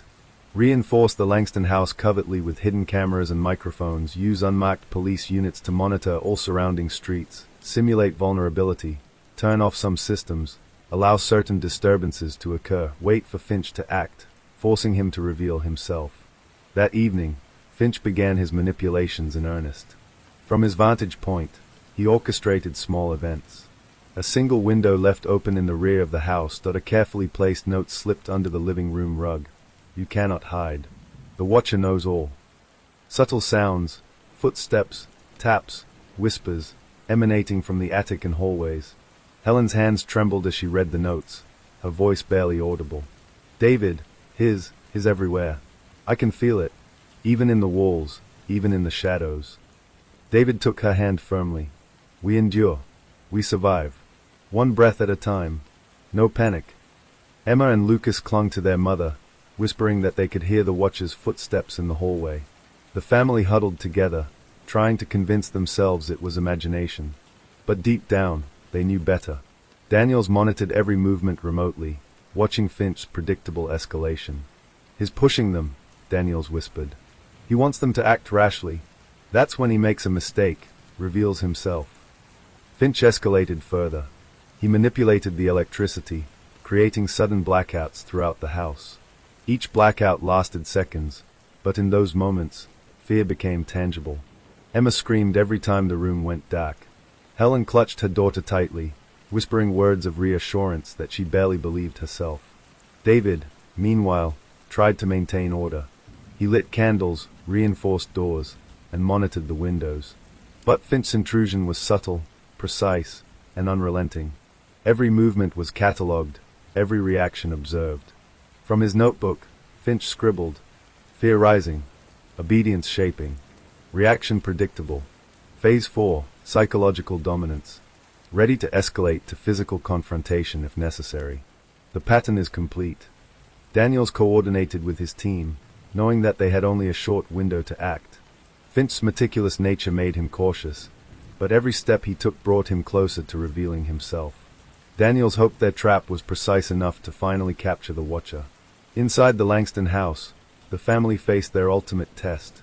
Finch had orchestrated a scenario designed to force their hands.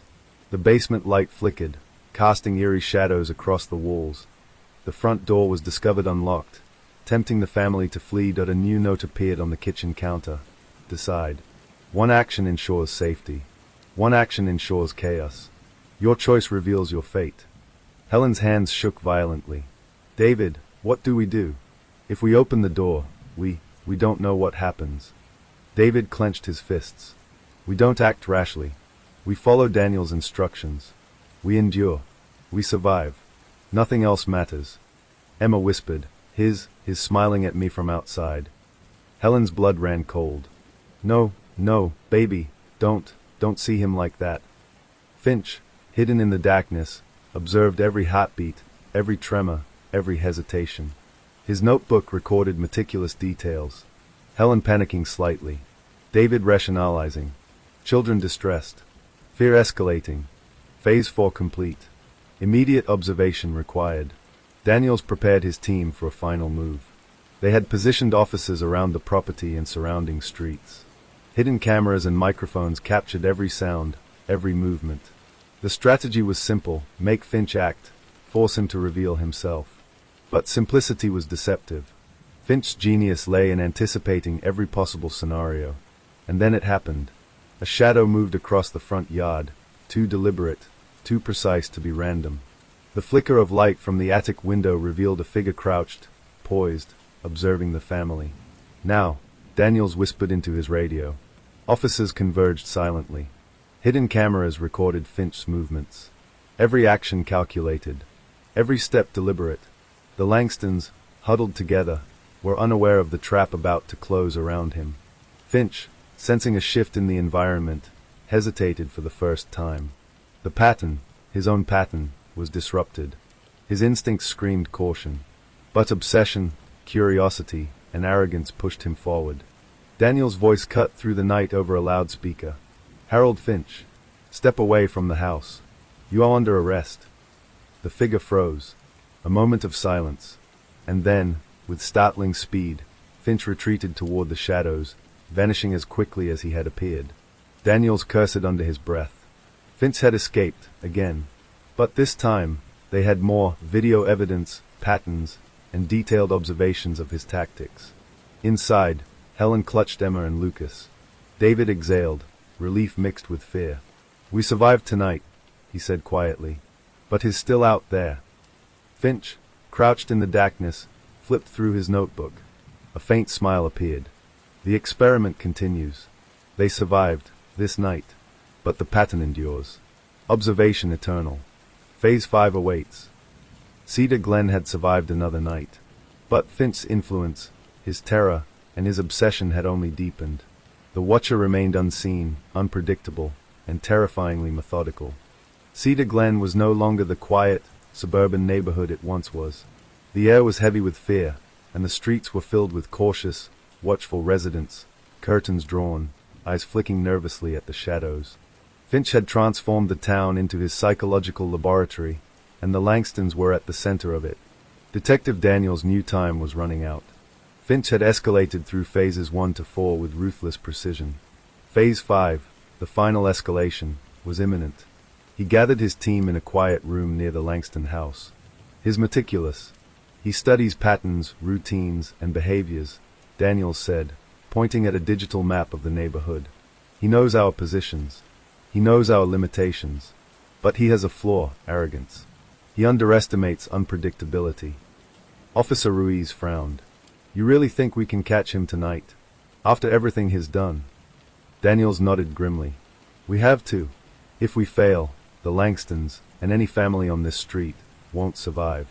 Finch isn't just dangerous. He's obsessive, intelligent, and patient. But he can't anticipate chaos he hasn't planned for.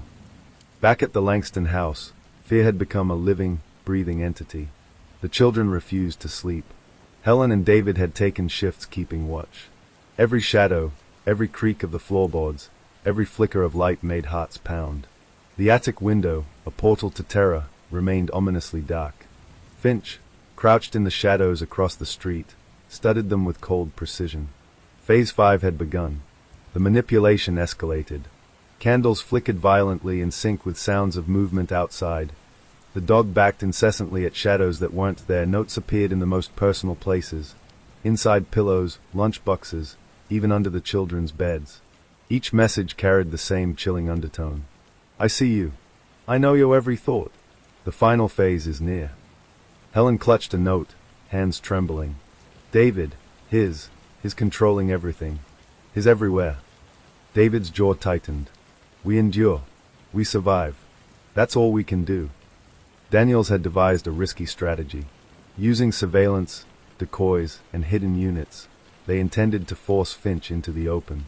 The plan was simple but dangerous. Simulate a vulnerability in the Langston house, enough to lure Finch into direct action, but maintain enough control to trap him once he revealed himself. Daniels knew that Finch's brilliance lay in patience, observation, and manipulation. But even the most meticulous predator could be drawn into the wrong place at the wrong time. That night, Finch took the bait. From his shadowed vantage point, he saw the simulated vulnerability, a faint glow in the living room, objects left slightly askew, a door left unlocked. Every detail designed to lure him.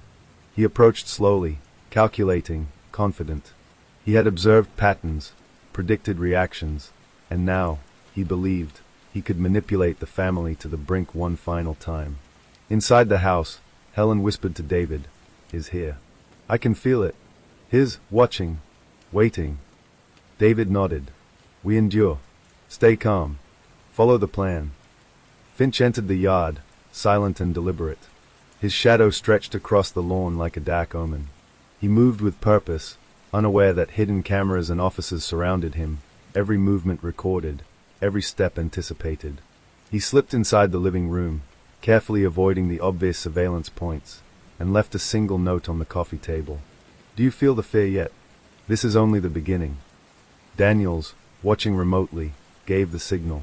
Officers closed in quietly. But Finch wasn't finished. He had one final act of psychological terror planned. He approached Helen and the children, whispering from the shadows, "You cannot escape. Every door, every window, every breath, mine. Choices are meaningless. Fear is eternal." Helen screamed, clutching her children tightly. David lunged toward Finch, but the figure vanished in the shadows, moving faster than the eye could follow. It was the first real confrontation. Daniels realized Finch's ability to manipulate space, light, and perception gave him near supernatural agility.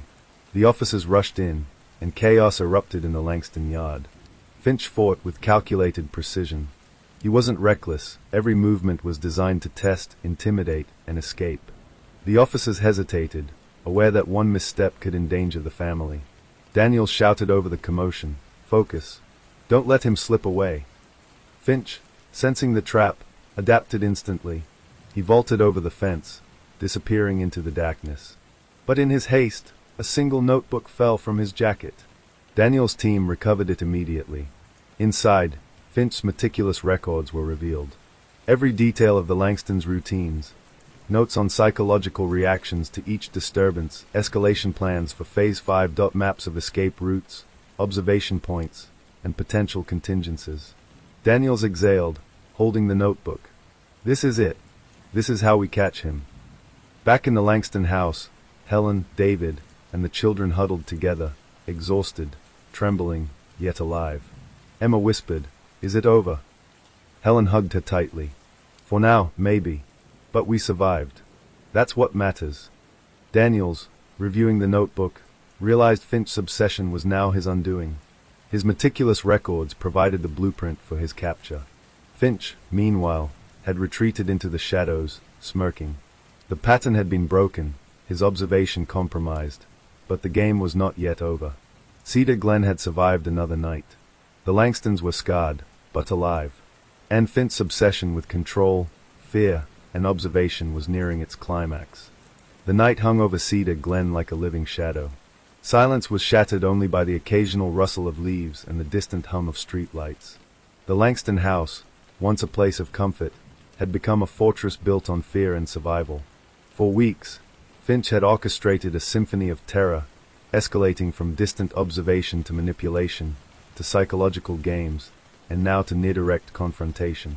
Detective Daniels knew that tonight would determine the outcome. Finch had made mistakes, but only small ones, almost imperceptible. Those small errors were all Daniels needed to finally trap him.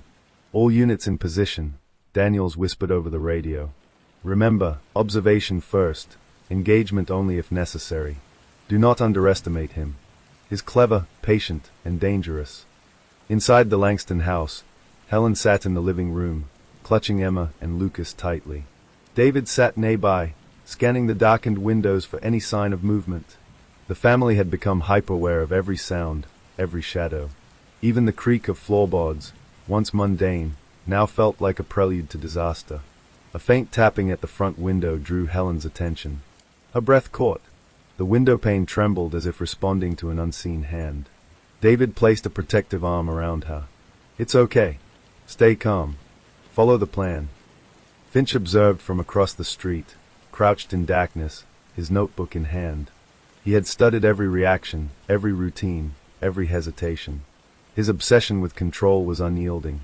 Tonight, he intended to push the Langstons past their breaking point. The tapping escalated into a slow, deliberate knock. Each strike synchronized with the family's heartbeat, designed to instill terror. Finch's words, unspoken but felt in the air, seemed to echo. "I see you. I know you.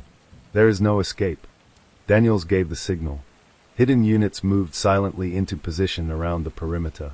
Cameras captured every angle. Finch's pattern was predictable, but only if he revealed himself. Finch stepped closer, confident. His patience, his arrogance, his obsession with control guided his movements. He would not act recklessly, but tonight, the temptation to see the family's final reactions was too strong. Inside, Helen whispered, "David. I can feel him. He's closer than ever." David nodded, voice steady. "Then we endure. We survive. Stay together. Do not panic." The front door handle rattled, then twisted slowly. Finch was testing their response. Heartbeats quickened. The children whimpered. Shadows flickered against the walls. Daniel's voice crackled in their earpiece. "Hold. Do not engage. Wait for him to commit a step." Finch entered the threshold of the house. His presence was felt before seen, a silent predator moving with calculated precision. He left a note on the coffee table. "Choices define you. Fear strengthens me. Let us see how you respond." Helen's hands shook as she read the note aloud. David scanned the room, tense but focused. "We endure. That's all we can do." Finch crouched near the window, observing, savoring the fear. But then, a sudden shift. He noticed the hidden cameras, the surveillance units, the officers blending into the shadows. For the first time, the pattern he had meticulously crafted was disrupted. Daniels whispered into the radio, voice taut. "Now.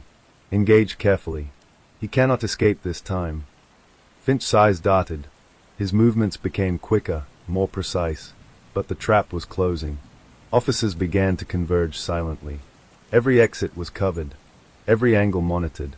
In a blur of motion, Finch attempted to flee, but Daniels anticipated his path. Finch miscalculated, just slightly, and tripped, falling into the hidden net of tactical units waiting to restrain him. The struggle was brief but intense. Finch fought with strength born of obsession, every movement deliberate. But he had underestimated the combination of preparation, timing, and the family's survival instinct. Daniels stepped forward, handcuffs ready. "Harold Finch, you under arrest."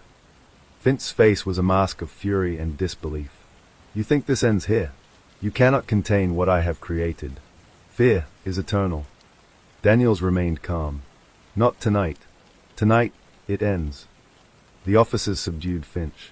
Every notebook, every device, every carefully catalogued record of the Langstons' lives was confiscated. Daniels examined them quickly, detailed accounts of every psychological manipulation, every intrusion, every step of the plan meticulously recorded. Finch's brilliance was undeniable, but so was his downfall. Inside the Langston house, Helen, David, and the children clung to each other, tears streaming, hearts still pounding. The terror that had consumed them for weeks was finally interrupted. Emma whispered, "His gone." Helen nodded, holding her children tightly.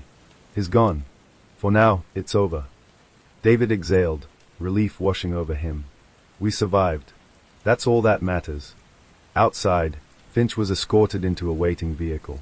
Even restrained, his gaze remained sharp, calculating, as though the game were not over, only postponed. Daniels watched him, notebook in hand. Obsessive, meticulous, dangerous, but finally contained. The neighborhood slowly returned to life. Windows reopened. Children played outside. The heavy silence lifted, replaced by cautious optimism. Cedar Glen had survived. But in the shadows, the memory of Finch lingered. The fear he instilled, the psychological scars, the knowledge that someone could watch so meticulously, that would remain. The Langstons, and the town, would never be entirely the same. Helen whispered to David that night, holding Emma and Lucas close. "We endured, and we survived. But I'll never forget him." David nodded. "Nor will I. But we are still here. That's what matters." And as Finch sat in the back of the police vehicle, his mind raced with obsession, patterns, and plans yet unfinished. Though captured, his influence had already left an indelible mark, a town forever changed, a family forever altered, and a reminder that some predators' minds cannot be contained, even if their bodies are.